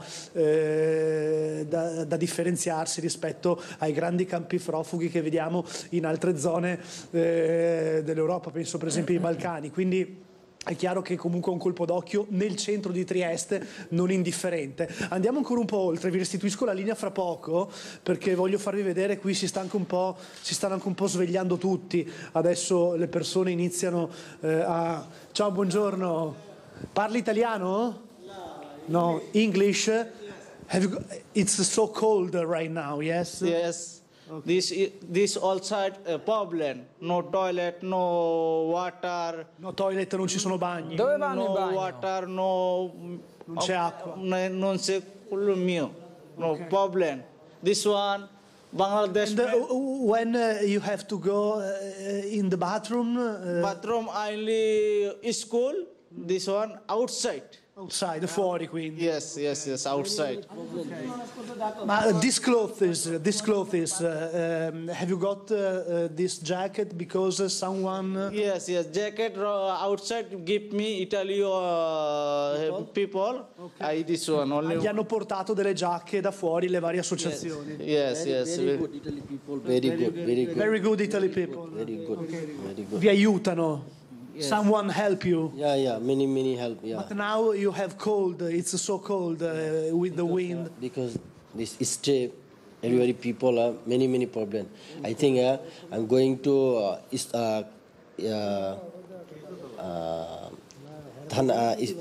Costuri. I'm going to Costuri. Finger, okay. Ok, ci sono molti problemi qua dentro, però c'è comunque qualcuno che aiuta queste persone hanno, che, Gianluca? come vedete, appena noi entriamo nel silos, adesso glielo chiedo Bernardo, come vedi appena entriamo nel silos vediamo circondati perché vogliono anche informazioni su come sta proseguendo la gestione di questo problema. Qual è il vostro obiettivo, Sultan? Cosa volete voi adesso qua in questo momento? Avete bisogno di altro aiuto? Emergenza devono prendere l'impronte, dare l'impronte e dopo dare caserma, è meglio, tutto dare loro. Prima serve l'impronte, ogni giorno persone 13, 15, 20, loro, solo 2 persone, 3 persone loro prendere per l'impronte, non funziona per costura, non lavorare come costura, solo per passare tempo. Ma vogliono rimanere a Trieste?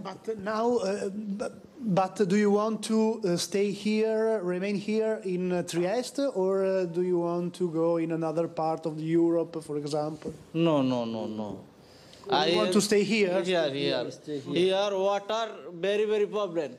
Night no sleeping. This one problem. This brother very help me. Okay. Sultan. Vogliono rimanere a Trieste, ma rimarcano che hanno bisogno di aiuto qua dentro perché piove ancora dal soffitto e si aiutano tra di loro a vicenda, però è effettivamente un problema. But people need to work, la gente deve lavorare, people need to work. Do you want to work? Non serve permesso, quando dare permesso dopo loro andare al lavoro.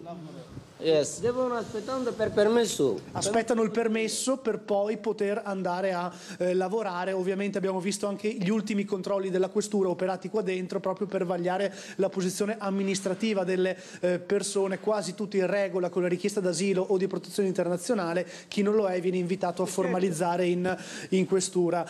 Quindi voi insomma chiedete... Questura very I am 4 years I am go. This one many people, only 10 people go. This one, finger pin. I am no. I am no. I am many people started costura this problem. No. Lui è arrivato come 10 giorni fa, lui ha domandato. Un giorno lui andare e tornare costura. Quando persone, 20 persone, loro prendono 3 persone, 2 persone. Loro non lavorano come bene. E poi in questura cosa vi dicono? Costura un giorno 2 persone, 3 persone vieni, altre persone vai via domani. Ok, quindi controlli quindi a va catena, rilento, insomma, diciamo, per l'operatività controllare della in questura, continuazione. dai, questo stanno dicendo, Sì, giusto? sì, esatto. Ok. Controlli a poche decine di persone A piccoli ogni, gruppi. ogni tanto. Va bene. Allora Bernardo, facciamo così. Noi andiamo in pubblicità. Bernardo, ti restituisco la linea, vediamo se poi farò un altro collegamento. Ci rivediamo casomai dopo, a voi. Allora, noi andiamo in pubblicità, poi Sindaco, se ha voglia di fare due parole di commento su questa situazione, io volevo chiederle anche se il vostro comune in qualche modo è coinvolto nel tratto della rotta balcanica e quella che è la vostra gestione. Sì, noi in realtà no, perché siamo un po' Sì, più certo, siete alti un po' e per decentrati, conformità sì. diciamo anche delle colline non abbiamo avuto arrivi. Il grosso problema per i comuni diciamo del circondario, soprattutto di San Dorigo della Valle, sono i minori, no? Stranieri non accompagnati, che è molto difficoltoso collocarli perché le comunità in Friuli Venezia Giulia sono tutte strapiene, per cui ci vorrebbe un grosso intervento da parte dello Stato per i trasferimenti o comunque per creare un hub, un centro di accoglienza per i minori dignitoso anche, assolutamente. No? Andiamo in pubblicità, breve pausa, a tra poco.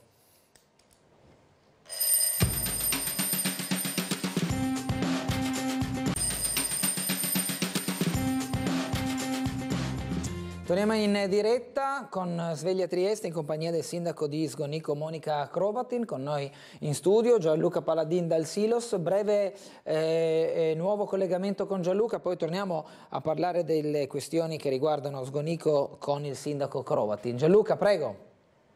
Sappiate che in questo momento, se ho ricevuto la linea, è anche caduta, quindi casomai ibridatemi un'altra volta. Siamo con delle persone che sono tutte from Bangladesh, yes, dal Bangladesh, tutte bengalesi, per parlare un po' della situazione del freddo. So, now the cold is a problem, a real problem. Cold, many problems. Okay.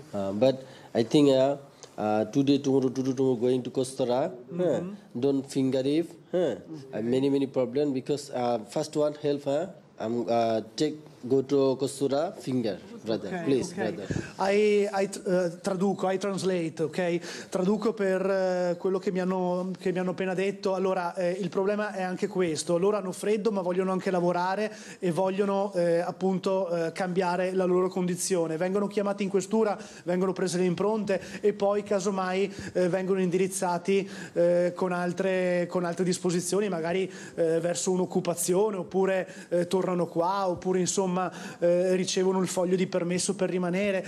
Devono comunque star dietro ovviamente ai richiami della questura, che a gruppi di 5, di 10 al massimo li chiamano per insomma vagliare la loro posizione amministrativa, prendere le impronte. Loro mi stanno molto parlando di questo e poi tornano al silos. Il problema però è il freddo. Siamo in una stagione dove ovviamente ora diventa problematico. What do you need now? What do you need now? Di cosa hai bisogno? Oh, today. Today. Sorry? Di cosa hai bisogno? What do you need now? What do you need? Camp. No, I am going to Kostura today. Okay. I'm coming. Ah, ok. Sei stato in questura e sei tornato. We need now good facility camp. Here is very cold. We cannot stay here. We here struggle. We here struggle. Here is when rain. Okay. Or tenda sweep. With the wind, with the rain, inside here is a very cold wind. We cannot stay here. Ok, non possono stare qui col vento e con la pioggia, è un problema. Piove dentro, hanno bisogno di un campo, di un nuovo luogo dove stare. Everybody get ill.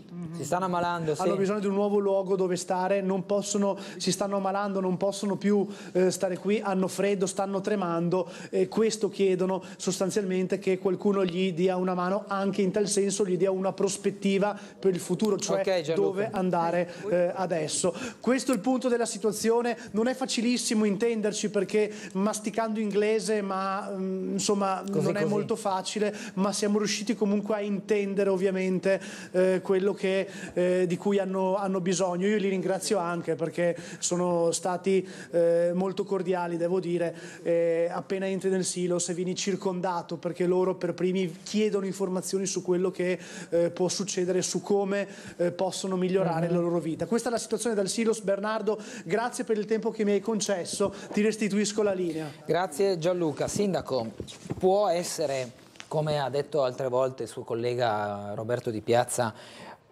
una caserma o un luogo di questo tipo una soluzione per non vederli accampati al silos in quella condizione igienico-sanitaria che abbiamo visto poco fa? Diciamo che non vedo questa soluzione proprio sul nostro territorio, perché effettivamente ci sono delle caserme dismesse ma in condizioni veramente pietose a livello di silos. Quello, ecco. esatto. Magari piccoli gruppetti di persone in centri un po' più piccoli si riesce a lavorare un po' meglio. Ecco, una volta che sono arrivati qua, in qualche maniera, se siamo un paese civile, ci vuole un po' di dignità anche nell'accoglienza. Certo. Ecco. Poi il tutto, come diceva lei, è da reinquadrare anche nei trasferimenti in altre zone. Però poi... Anche perché la rotta balcanica, soprattutto lo scorso anno, ha avuto un incremento non da poco. Esatto. Parlando, come dicevo prima, dei minori, abbiamo un 30% in più. Non è poco, ecco, gestire. Mentre gli adulti...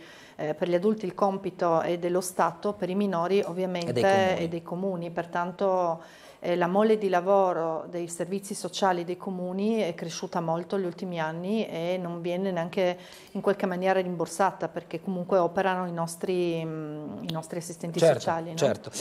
Dunque io cambio un po' argomento, ma volevo fare un quadro del comune di Sgonico che lei amministra da diverso tempo, detto del personale amministrativo che a questo punto serve per poter far andare avanti la macchina, e delle opere pubbliche, ci ha parlato della scuola e pro futuro del cimitero, nonché poi della gestione ordinaria. Sì, certo. Volevo sapere se questi ultimi anni c'è stata una crescita anche dal punto di vista turistico. Come sono state le stagioni? Sicuramente quando è intervenuto il Covid, per un paio d'anni, come tutti, c'è stato un decremento, un blocco totale. Il turismo c'è, abbiamo un volano che è la Grotta Gigante, che ogni anno in condizioni diciamo normali raccoglie più di 100.000 visitatori, che non è una cosa da poco. E quello che manca da noi sono un po' i posti letto, perché sono pochi, prevalentemente agriturismi, non abbiamo un albergo. Abbiamo, come tutti i territori carsici, diverse osmize, appunto agriturismi, qualche trattoria. Il turismo lo vedo come un turismo lento, un turismo sostenibile, che passa, che si ferma, che fa una passeggiata. Abbiamo sistemato la vedetta sul Monte Lanaro, così le persone possono salire, andare su, vedere. Abbiamo sistemato le fotografie, così si può vedere quali monti si vedono dal Monte Lanaro.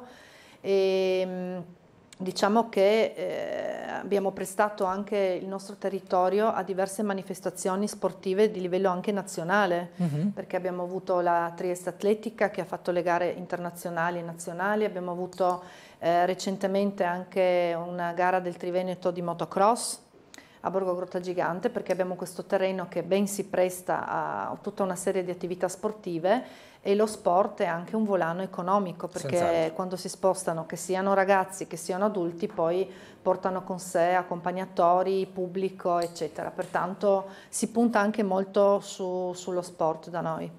Abbiamo un'altra telefonata, buongiorno. Pronto, buongiorno. Prego.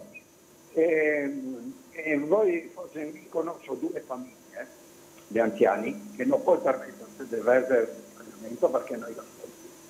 E voi mandate 10 minuti di servizio per questi signori che vengono qua sperando di essere mantenuti vita naturale durante. Non mi pare che sia una vergogna non pensare ai nostri poveri, ai nostri disoccupati, ai nostri sfruttati. Non mi pare che sia un momentino esagerato. Questi vengono qua sapendo che non farà mai niente. La signora che dice che voi Quanti ragazzi ha portato a casa sua, signora, o nel suo comune? Quanti? E mi rispondi, cosa è facile mantenerli con i soldi pubblici dei cittadini di 80 anni, deficienti con amiche che lavorano una vita. Questo dove dire, ma dove dirlo in maniera esplicita, chiara, obiettiva, non si può mantenere il mondo. Io non posso visitare vedere queste bande con i telefonini moderni in mano, con un Nokia da 11 anni, ma capisci signora queste robe, anche lei che la parte della serie con noi, o non rivetta più, o l'avete più secondo fine, perché il cambio mobile è cosa famiglia. Per le 4 più servizi sui nostri poveri, meno su quelli piccoli. Grazie a Grazie.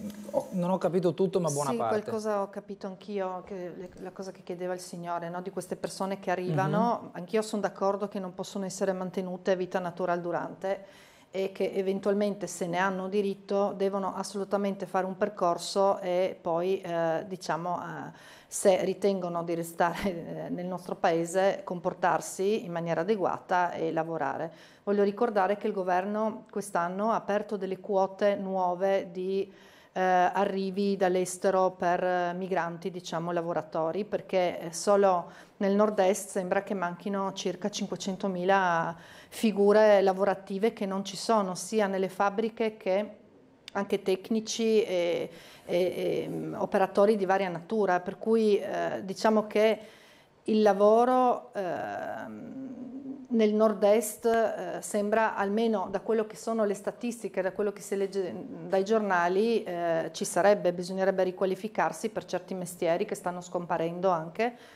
Mi ricollego anche a delle riflessioni che ho fatto recentemente con un falegname che non trova giovani che vogliano intraprendere questo mestiere, perché volentieri insegnerebbe a dei giovani a lavorare, li prenderebbe in ditta per poi proseguire. Ci sono mestieri antichi che stanno scomparendo, ci sono sempre meno panettieri, ci sono sempre meno pizzaioli, probabilmente, ripeto, che con una buona politica di inserimento chi lavora e si mantiene, secondo me non dovrebbe avere difficoltà. Se uno invece, come diceva il Signore, ritiene che viene a fare qua soggiorno, cosa che non credo, perché nessuno andrebbe via di casa volentieri, come non l'hanno fatto neanche i nostri avi, perché andavano in cerca di fortuna in altri continenti.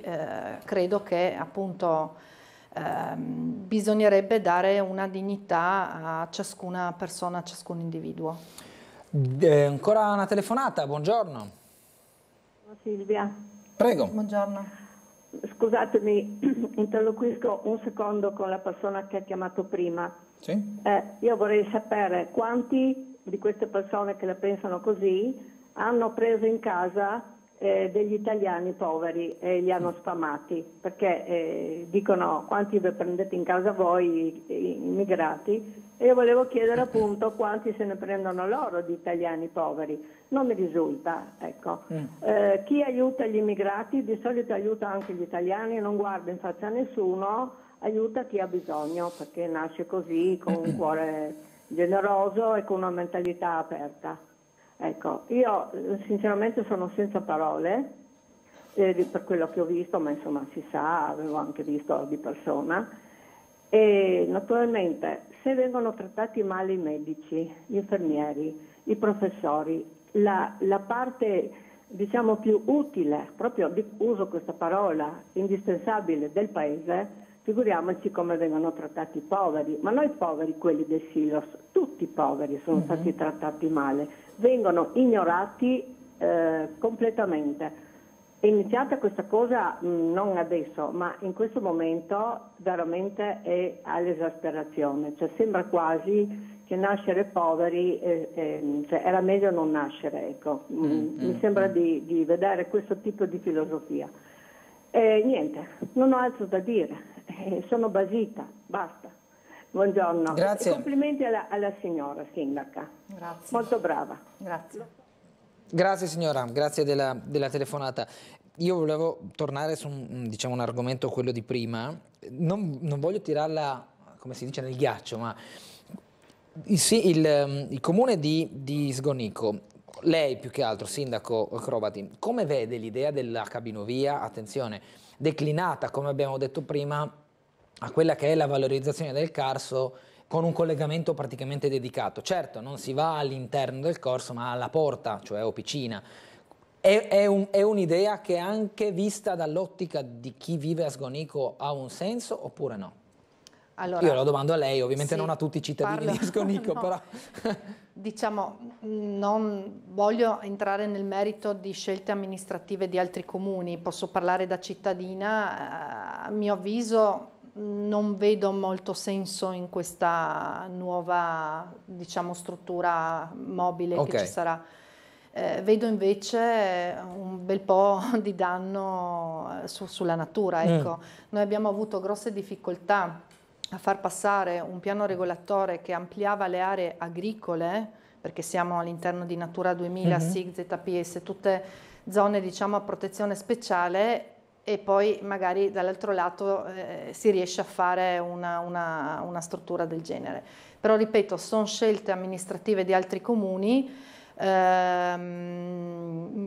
I miei cittadini spero non vengano in futuro penalizzati, perché si parla di sviare, diciamo, il trasporto pubblico locale in quel punto per poi accedere in città con la cabinovia. Avevo mandato una lettera l'altro anno proprio per capire se effettivamente ci sarà questa cosa e non ho avuto diciamo riscontri in merito, per cui se è una scelta di un'amministrazione poi è giusto che paghi l'amministrazione che fa quella scelta, che non ci siano conseguenze per gli altri. Conseguenze economiche, diciamo, per gli altri. Ecco. C'è però un tema dei trasporti in generale, no? Per tutta quella che è la provincia o ex provincia, che dir si voglia, di Trieste. Molto spesso si dice che la provincia di Trieste e la città capoluogo soffre di un collegamento troppo lento e troppo in qualche modo unico, unidirezionale, un po' isolato la provincia di Trieste. Lei è d'accordo con questa visione? Allora, avendo un po' viaggiato in tutta Italia e un po' anche all'estero, devo dire che non mi potrei lamentare più di tanto del trasporto pubblico, diciamo, nell'area triestina, perché gli autobus sono frequenti, sono puntuali.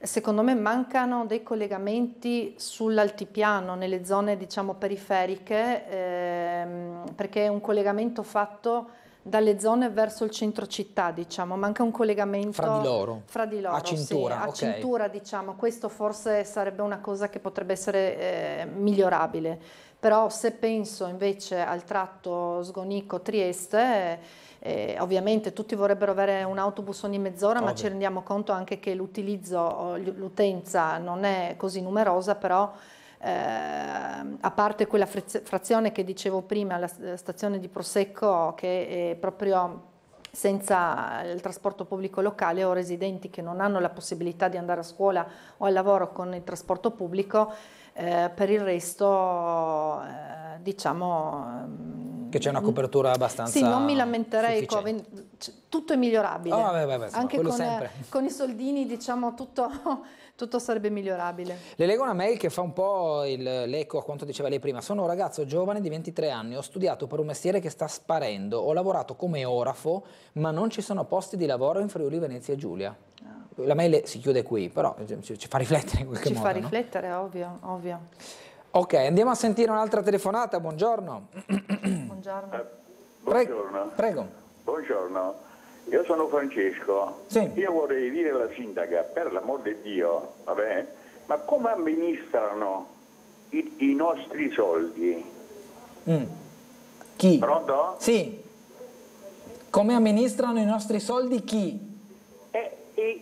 Il sindaco, come amministra i nostri soldi? Perché io quando vedo quelle persone che stanno a Silos, perché quelle persone vengono qua? Perché non le fermano prima? E la competenza, diciamo, è dello Stato, non è dei sindaci, diciamo, no? Come competenza. Perché? Sì. Prego. Questo è una. Secondo punto, oggigiorno, va bene? Noi prendiamo questi minorenni, mi scusi sindaco, mi scusi, prego. Queste persone vengono qua, minorenni, loro dicono che sono minorenni, va bene? Sì. Però queste persone vengono pagate 150-200 euro al giorno. Ma voi sindaci, quando un operaio con una famiglia di 4-5 persone, va bene, prende 70 euro al giorno, è una roba pensabile che una persona un minorenne, viene a accudire con 140 euro, 150 euro al giorno? Sì, non è che glieli danno. Sono le spese che il Comune adopera per mantenerli, giusto? Sì, no, è lo Stato che finanzia i centri di accoglienza o le comunità, una quota è statale, una quota è regionale per quanto riguarda il Friuli Venezia Giulia, e con i minori comunque, insomma, trattandosi di minori, si spera, poi dichiarano, diciamo, non sono io a decidere l'età delle persone, ma certo. La questura che certifica, che guarda, insomma, l'età, ma non sono loro che ricevono i fondi li ricevono quelli che si occupano dei minori, per cui gli educatori, gli psicologi, c'è la mensa, c'è il vestiario, diciamo che le spese sono quelle, una quota arriva dalla comunità europea, una quota è statale. Ecco. Sì, certo. Dunque, Sindaco, abbiamo 3 minuti prima della fine della trasmissione. Io volevo domandarle, in questi ultimi mesi di mandato, prima delle elezioni che saranno fra primavera e estate, non ho ancora capito se saranno accorpate le europee oppure no, forse per una questione di spesa avrebbe senso, ma non sono io a deciderlo e non è nemmeno lei. In questi ultimi mesi di mandato c'è un qualcosa che porterà a termine, su cui sta lavorando adesso? C'è l'obiettivo per chiudere, diciamo, questa consigliatura e questo mandato da sindaco? Allora, diciamo che dovremmo fare ancora la ristrutturazione del municipio, perché il progetto definitivo esecutivo è pronto, i fondi ce li abbiamo e dovremmo andare in gara. Okay. Sostanzialmente adesso vediamo appunto con la carenza di tecnici come riusciamo a farlo, perlomeno iniziare, diciamo, i lavori. Invece una delle cose delle quali sono più soddisfatta, forse, è una cosa che vedranno un po' in tutta la provincia, è che a primavera inizieranno i lavori per la rotonda di fronte al centro Lanza, per farci capire, dove c'è la zona artigianale di Sgonico, sì, che è una degli incroci in questo momento più pericolosi a livello provinciale. E diciamo che sostanzialmente lì verrà meno la pericolosità con la creazione di questa rotonda. Poi abbiamo ricevuto dei fondi per crearne una seconda, la rotonda detta Telit, che è un po' più avanti. Un po' più avanti, sì. E in questo momento in fase di progettazione preliminare, e anche quella, diciamo, darà un sostanziale aiuto in quegli incroci che in questo momento sono toccati da tanti camion, da tanta viabilità, per cui anche questo è un qualcosa che mi dà assolutamente soddisfazione. Da un punto di vista politico, pochi ultimi secondi, dopo di lei ha in qualche modo identificato qualcuno che possa seguire nella sua sfera, diciamo, politica il suo mandato? Io ho la mia squadra in cui credo, sono persone che si sono formate in questi anni. La Regione, devo dire che anche ha cambiato un attimo le regole, per cui sotto i 3.000 abitanti puoi fare anche il terzo mandato, sotto i 1.000 abitanti è illimitato il numero di mandati, perché difficilmente si trovano persone per fare i sindaci dei piccoli comuni, perché continuiamo anche a lavorare, perché io continuo a lavorare, ho la mia famiglia, la mia bambina, faccio il sindaco, ed è impegnativo perché hai effettivamente poco tempo per te stesso, ecco, doni il tuo tempo alla comunità. Adesso vedremo, insomma, nei prossimi mesi come si svilupperanno le cose. Sì. Grazie Sindaco di Sgonico, Monica Crovatin, che è stata con noi questa mattina. Buona giornata e buon lavoro. Grazie a voi. Buona giornata. Grazie a tutti per averci seguiti e arrivederci. Bene.